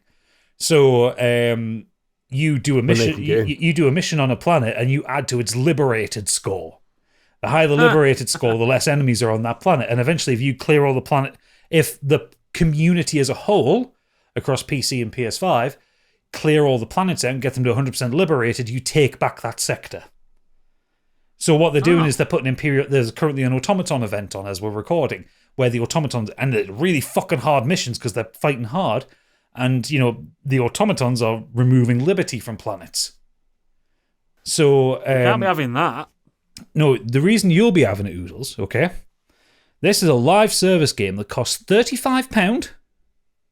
I've seen it at 30 quid as well. Or seen it at 30 quid. The store is 2 menus deep. It's not up in your front of your face. Nice. A bundle of 100 credits is £1.50. Is that it? So if you want to buy a skin for your character, it's about between £1.50 and £3. That's affordable. What the developer Arrowhead have basically said is the game will never be pay to win. You're not going to get special weapons on like the paid for track, because it's got like the free battle pass and the paid for battle pass kind of thing. But they have to feel that they've earned the right to charge for that kind of stuff, and they don't feel like they've earned that yet. Okay. These are the fucking good guys, mate. Support them. Yeah, it sounds like that. Sorry, I'm going to sneeze. Sorry, I just had a democratic sneeze then. But I would like to play this a lot every time I see it, but I'm frightened of playing with bigger boys that I don't know. Well, play with me. It's fine. I've got it both on PC and PS5, so I can play it on either. I might buy it this week. Wait. Managed democracy. Wait until the server issues are sorted out, because like I said, the minute they've had to put a cap on the amount of players you can be in, there's no point yet. I'll let you know when it's safe to buy, but it is so fucking good when you can get a game, and even the gunplay is fun. Oh, other realistic things it does: when you reload, your bullets don't magically go into the next clip. So you can lose ammo. Like it's really going for that immersiveness that you enjoy with games. Yeah. Avoid bombs. Bombs will blow you up frequently. I've been blown up many times. I even have the achievement. Hang on, not on PlayStation yet, but on Steam. what's the achievement called? It is Cool Guys Don't Look, which is fly at least 25 meters from the shockwave of an explosion. This smells like a really good stream we could do. This is a good streaming game. Like, I don't know if this game is going to be a GOTY contender, but it is far and away so much better than it has any right to be. Okay. And also, bear in mind, this came out the same week as Skull and Bones, which was a $70 quadruple A game. Fucking joke. This joke. This one is an unmitigated success. Arrowhead have about what I'll do then. Arrowhead are about 100 people studio. I've just looked it up, not 50, about 100 people. One of the 4 studios that worked on Skull and Bones is over 350 people. Yeah, it just shows you, doesn't it? What I'll do is I'll play Final Fantasy VII Rebirth, then I'll get get on this after Final Fantasy. I think it's going to have a long life. They've also said kind of free story updates and free faction updates over the year. Well, I finished the first game on Vita. I've beat it. Yeah. You can play that single player. You can play the single player. It will fuck you though. Oh yeah, it will bend you over and it will fuck you. But at the minute, there's only the 2 factions: the automatons. Don't threaten me with a good time. There's only the 2 factions: the automatons, the Terminids. And like when you look at the galaxy map, there's space for another 2 factions. So I think you know what? They'd be really clever if they do apes, like Planet of the Apes. If they do apes with spears and stuff, that'd be so fucking genius. On horses. I think they're expecting to bring back the Illuminates from the first game. Yeah, that makes sense. That makes sense. But yeah, and there's even just silly little stuff in like that. Like there is a dedicated button for saluting at the Super Earth flag. It's not an emote. There is an emote button to do an emote, but there is also a salute button. I suppose if there's a horde coming at you and there's no way out, you're gonna go out saluting, aren't you? I've seen so many TikToks of people like going down in a rain of glory as they get swarmed by the bugs, and they're just heroically shooting everything, or heroically amazing grace, or heroically calling down a fucking airstrike on themselves. It's so good. Okay, I fancy it, but it's coming out at the wrong time. Yeah, for me, it's not going anywhere. Like this is going to be a popular game. Given the numbers who are playing it and like all the stuff I'm seeing on social media, I don't expect take a long time to drop. It's going to take a long time to drop, but I think it'll stabilize in like a month or so. Awesome. So yeah, really good game.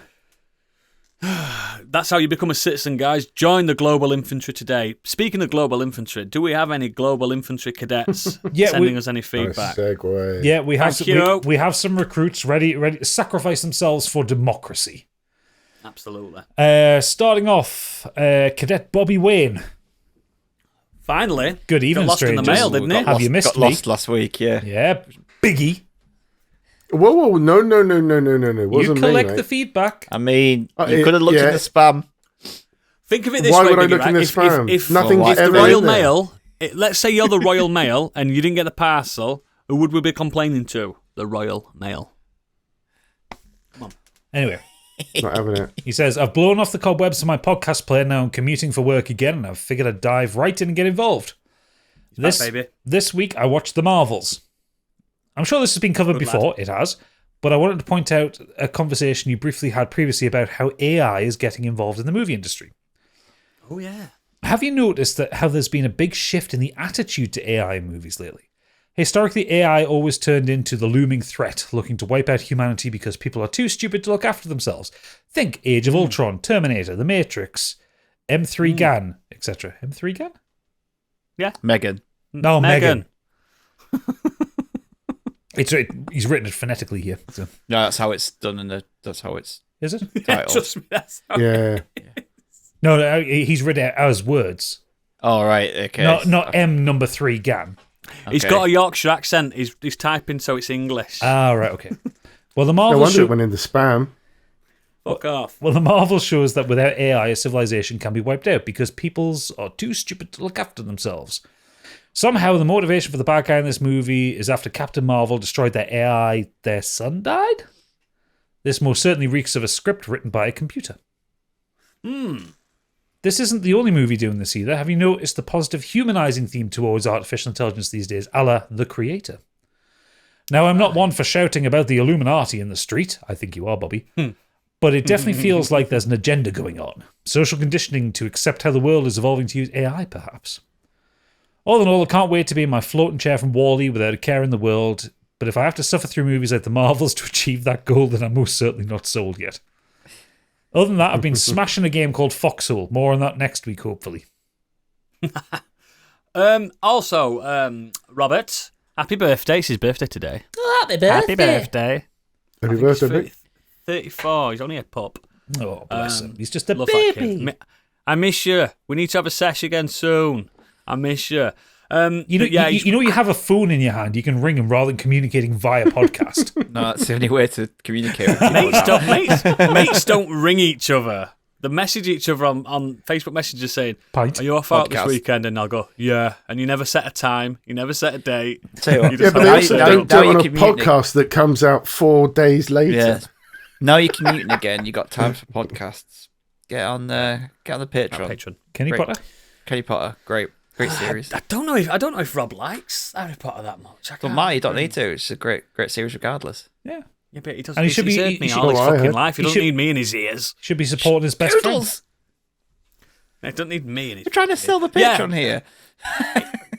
You owe me some money, Rob. He used to I be a probably owe him patron. money, to be Surely he's missing all that content. Anyway, King Hagrid has said, speaking of Harry Potter characters, Yeah, there he is. this week I've been on a journey through time and space by rewatching The Mighty Boosh. The world of the mighty bush. I am the moon. I finished series I've 1 got and a forgotten how song. funny it was. I've caught up with Candy's YouTube channel. Excellent couple of projects with the Alan Wake Book Nook and the Pal World Sheep. Yes, go watch Candy Machine Studios on YouTube. Do you know what? I was watching it the other day and I forgot it was her.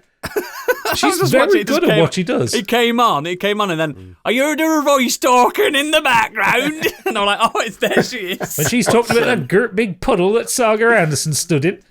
There she is. What was I'm the, going to do it this time with a bit of PVA glue. What was the Alan Wake thing she did, Gadget? So she Book nuke. she did a book nuke. Yeah, a book nuke. Yeah, but it's really, she's doing really good, and the Pal World one was pretty cute as well. Yeah, it was very cute. And he says, speaking of sheep, I'm halfway through the latest episode of Scorched Sheep, and it's great because we're good at it. We're really fucking good good at this show. D&D shit. It's a good show, made by really good, fine actors, thespians, some would say. Thespians and purveyors of chaos. If you want to see two Modern Escapism staff members fight on that episode, listen, we had a big fallout. We had a fight. There's only one way to settle a fight, with dice. Absolutely. That's all I'm saying. Next up, we have friend of the pod and enemy of Oodles. It's Monk's Boy. Is he still going? He is. To survive half term, we locked the children away, and the wife and I watched a series called Obliterated on Netflix. I've heard good things. Hope it's good. I've watched the first episode. You've heard wrong. Ah, It's the usual series based around the best of the best of the best. However, they think they have solved the crisis and get fucked up or obliterated, but get a phone call Yeah. from Langley that the bomb was fake. This now team of completely wasted individuals needs to think sober and find the bomb you're by telling me morning. the Central Intelligence Agency's not intelligent? That's very bad intelligence. I'm sorry. It's my favourite gag from Team America. By the way, as well, I heard that it was good from the canteen at work, which is not a good No, place to that's get not a good barometer of recommendations. quality. In addition, I also decided to delve lovingly into my Audible back catalogue and re-listen to the Artsy Croshaw books. Seriously, give him some love. His books are fucking incredible. They are.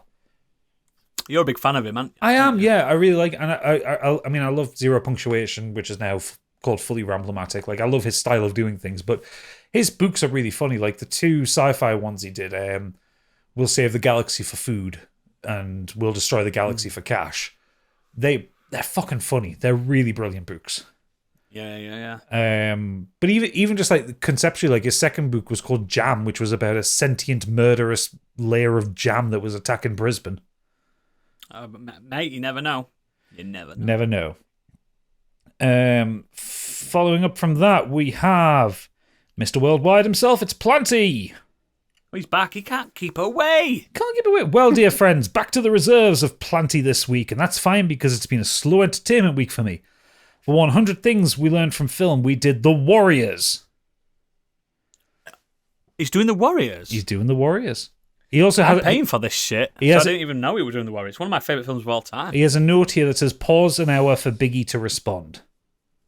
Do you know what? I haven't seen that movie. Come Damn out to it. play. Yeah, long time. It's got it all. Roller skating gangs of mimes, dirty 1970s New York, pinball machines littered around the subway, and loads of New York City Nowhere to locations for us to do run, facts about. Nowhere to hide. It's easily in the top 5 films we've done in our first 4 years, and I was delighted to watch it twice.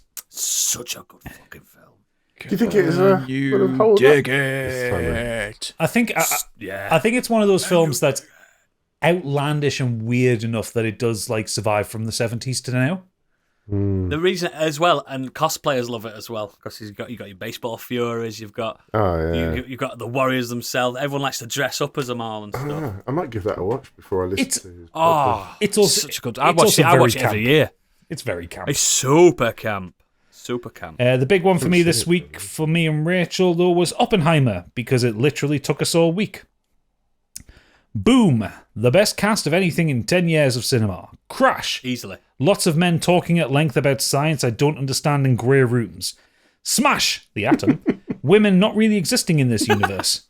Kablooey! Cillian Murphy's bony arse on show. Blammo! Loved it. The most dad film I've ever watched, which is fitting because I assume every character in that scene died from a rare form of cancer, just like my dad. And on that cheery note, farewell, friends. I'm off to finally get my fanny libbed. Oh, is he going in? He's going into Jacking Cyberpunk, yeah.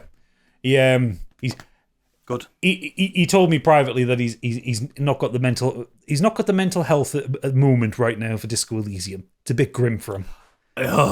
So I've told him to go back to it later when he's feeling better. Yeah, get your fanny libs on, and you'll love it. Put your stats into strength, then, if rather than yes. Then you get to punch your way through stuff. Yeah.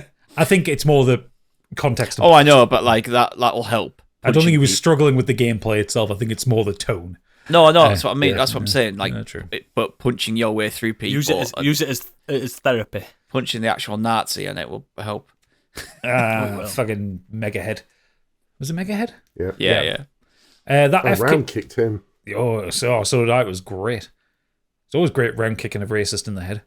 Love it. That F King guy said, last few weeks me and the missus have been rewatching Dexter. When it came out, I only watched up to the 4th season. It wasn't too easy to watch back then. Yeah, you don't need to go any further. Is Dexter the one where he shags his sister or something? No. I mean... In real life, he did. Yeah. In the context of the actress. Yeah, Michael C. Hall and Jennifer Watson. But they're not related dating. in real life, are they? They're not really related in the show. He's adopted. I've never watched it, and everyone tells me to watch it. Watch the first 4 seasons and then stop. Yep. Last 3 seasons don't happen. Last 4 seasons don't happen. So anyway, yeah. So I never got around to finishing it. I found the first 5 seasons in a charity shop, and at £1 each, I figured we'd give it a go. First season is quite cheesy looking back, but a decent idea carries it along. I can see Dean rummaging through a charity shop. He's got that look. He's got his in a tweed jacket and he's been in bins. Oh, look, a wrestling poster. I'll have that as well. I can see him doing it. I can picture it. Of Sting from the 80s. Of Sting from WCW. Yeah. Right, so first season is quite cheesy looking back, but a decent idea carries it along. 2, 3, and 4 were very enjoyable. 5, 6, and 7 weren't as good, but still watchable, had their moments. Then, this week we started season 8. We've got nearly halfway. Has there been a show with a bigger drop-off in quality, Game of Thrones?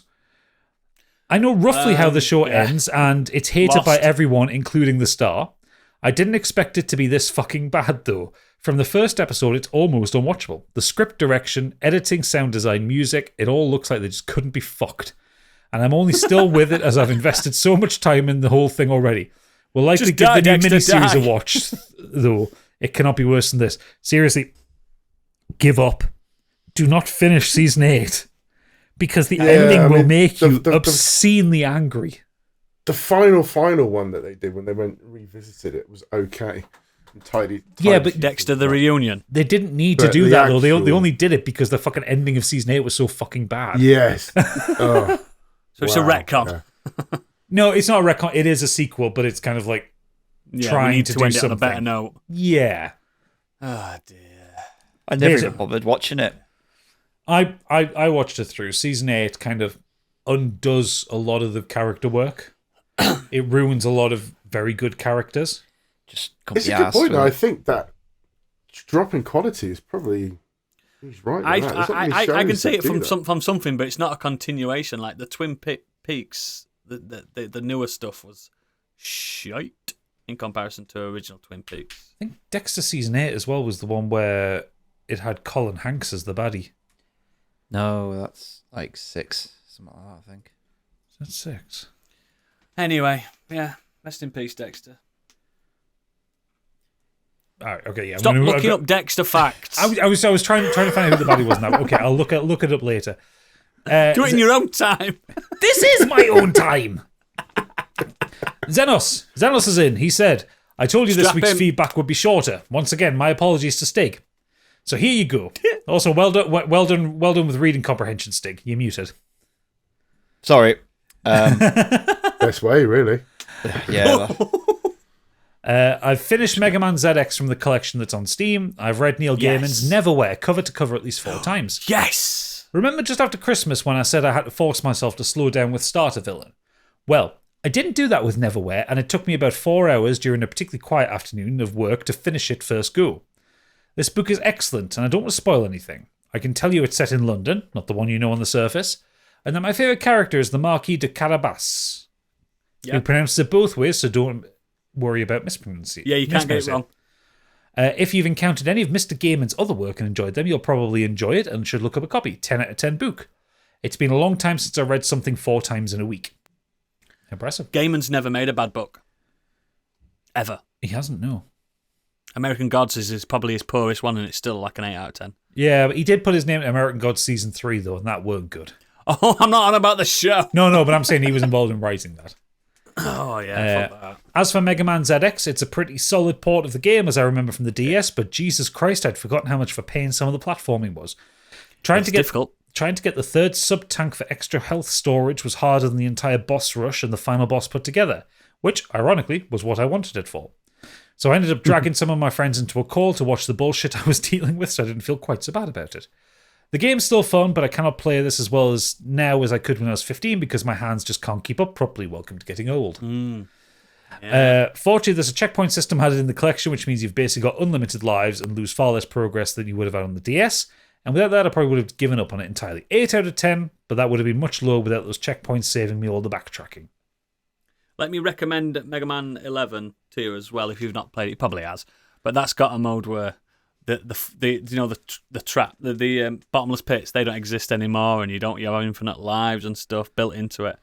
So if you fancy just a run through a little cheeky platformer with a boss rush at the end, Little cheeky platformer? just a cheeky one. Cheeky. Cheeky. Last up, Best Boy Angry Kurt. This week I tried out a new podcast called the Xbox Podcast. Only 23 what the minutes. fuck, mate? Only 23 minutes and a bit dull. Won't be revisiting. Good. Stop listening to other podcasts. I also watched the film Dazed and Confused on preparation for it being covered on an upcoming Backpage podcast episode. I didn't. He's been listening to other podcasts. Oh, he's a podcast slut. He is. I didn't like it much. It's a coming-of-age story, but I struggle with it. There seem to be a lot of characters, all with their own plot line, but I didn't really care about any of them. I didn't find it Is that the particularly... Mila Jovovich one? I don't I'm sure know. Mila Jovovich is in that. I think it's the first time I ever saw her. It's a Richard... Yes, it Matthew is. Richard McConaughey. Linklater film. Linklater, yeah. Yeah. I liked it. I That remember one- liking it. I remember... Liv Tyler in that as well. I've seen it, but I remember fuck all of it. Yeah, I'm same. I'm like, I've seen this film, or at least loads and loads of clips of it, but I just, in my head, I liked it. I'm going to have to rewatch it. Okay. I like Linklater, though. I like all his stuff. Especially Slacker. Oh, wow. It's got quite a big cast. Matthew McConaughey, Ben Affleck. That's the... That's all what- right. That's from that Yeah. film. There he is. Yeah, Yeah. I've seen it. Yeah, so I didn't find it particularly funny. Sometimes I struggle with films like this based around drinking and drugs, as that wasn't my experience of Oh, being they're a terrible teenager. for you. So maybe that's why it didn't resonate. But then I have enjoyed other films in the genre which are about similar things. So I'm not sure what it is. Maybe it just didn't hit for you, Kurt. Sometimes films just don't hit. It's not. It's a film of its time. I'm sure it's early 90s. That one. 93. Yeah, so it's a film of its time. Like I like Slackers and I like Boyhood and stuff like that of his, but it can be hit and miss sometimes. Linklater. It can be. I mean, it's the same way. Like I don't really get on with John Hughes films, not because I think they're bad films, just I have no point of reference for them because they're also 80s. Linklater also do School of Rock as well? Did he write it or did he direct it? Oh, I can't remember. I know he had a resurgence for a while. And I know he was like an indie darling for ages. He directed School of Rock. There you go. Well I know he had a remembered. How resurgence. come you can't remember the fucking what you did last week, but you can remember that? Fuck knows, mate. What else he's done? He did A Scanner Darkly. Fucking Yes, which was not good. Philip K. Dick. yeah. Good concept. Like the It's good animation. concept. It's not a good story. No, it's just dull. Yeah, he went an indie darling for a while, and then he came back, and then he went away. And Boyhood, that's worth watching. Yeah, It was filmed over 30 years or something like that. Yeah, Boyhood's 20 good. years. Right, he finishes off saying, game-wise, I've returned to Prince of Persia: The Lost Crown, which I urge any Metroidvania fan to play ASAP. But I've also fucking tell me started that. Mario vs. Donkey Kong, which is a delight. Yeah. Oh, both of those games I want. But every game is out and coming out. And you know what's also out soon? Final Fantasy. Got it. You're going to be fucking devastated if it turns out they've shit the bed with it. Oh, can you imagine? I'll retire. I don't see that happening. I really don't see that happening. I'll retire. Is that the feedback? That is the feedback. Excellent. So, as always, links to all our extracurricular activity are in our show notes and at modernescapism.co.uk. As always, links to all our patrons and all that stuff's on there. Kenny Potter's ended, but there's some ruminations in the background. We've got plans, haven't we, Gadget, Stig, We do. Biggie? We've got plans of what we're going to be doing next in place of Kenny Potter. And I'm kind of really excited. I'm not revealing it yet. It's a one where there are some nuggets of quality and some absolute piles of dross. shit.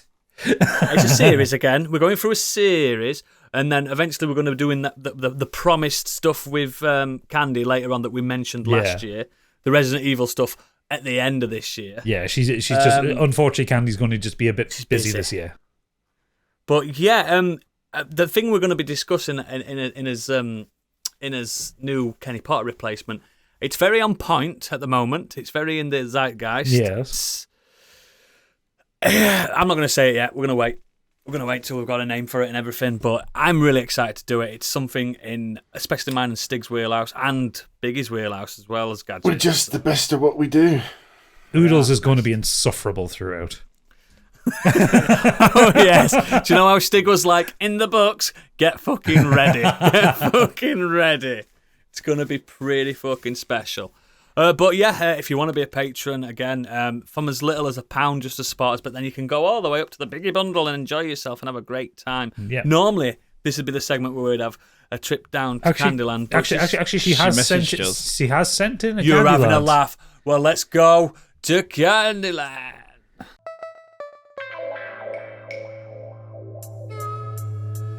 And now, what's up in Candyland?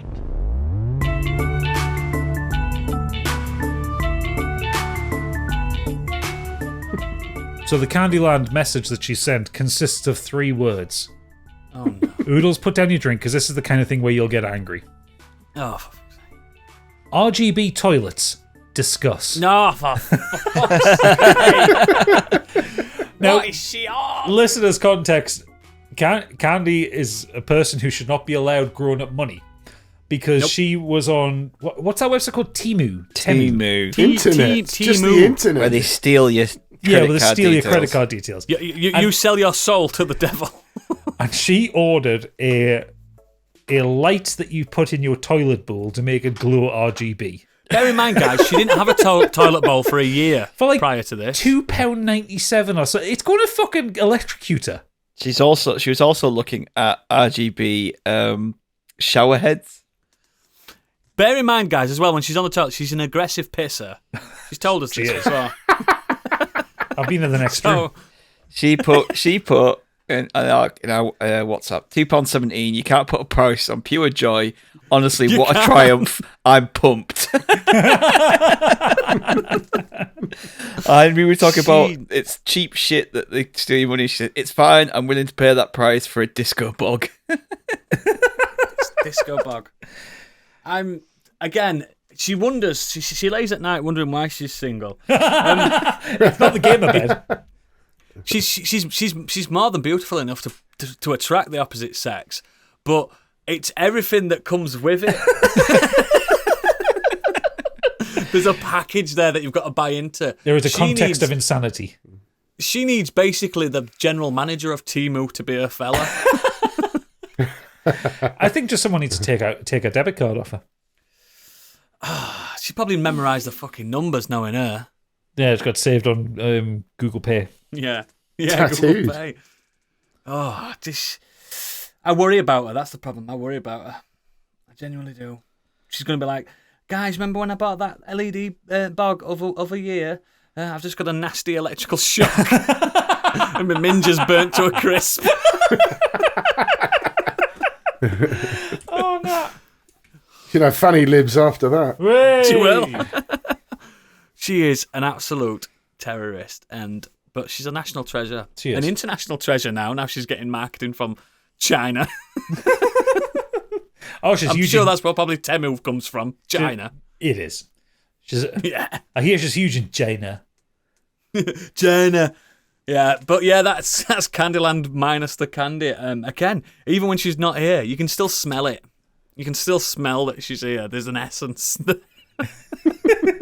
A stench. You can't escape it. But this is the end of the show. If you are a patron, join us in the green room in a second. But for everyone else, if you're tight and you can't be asked to support your local favourite everyday podcast, fuck you. Bye.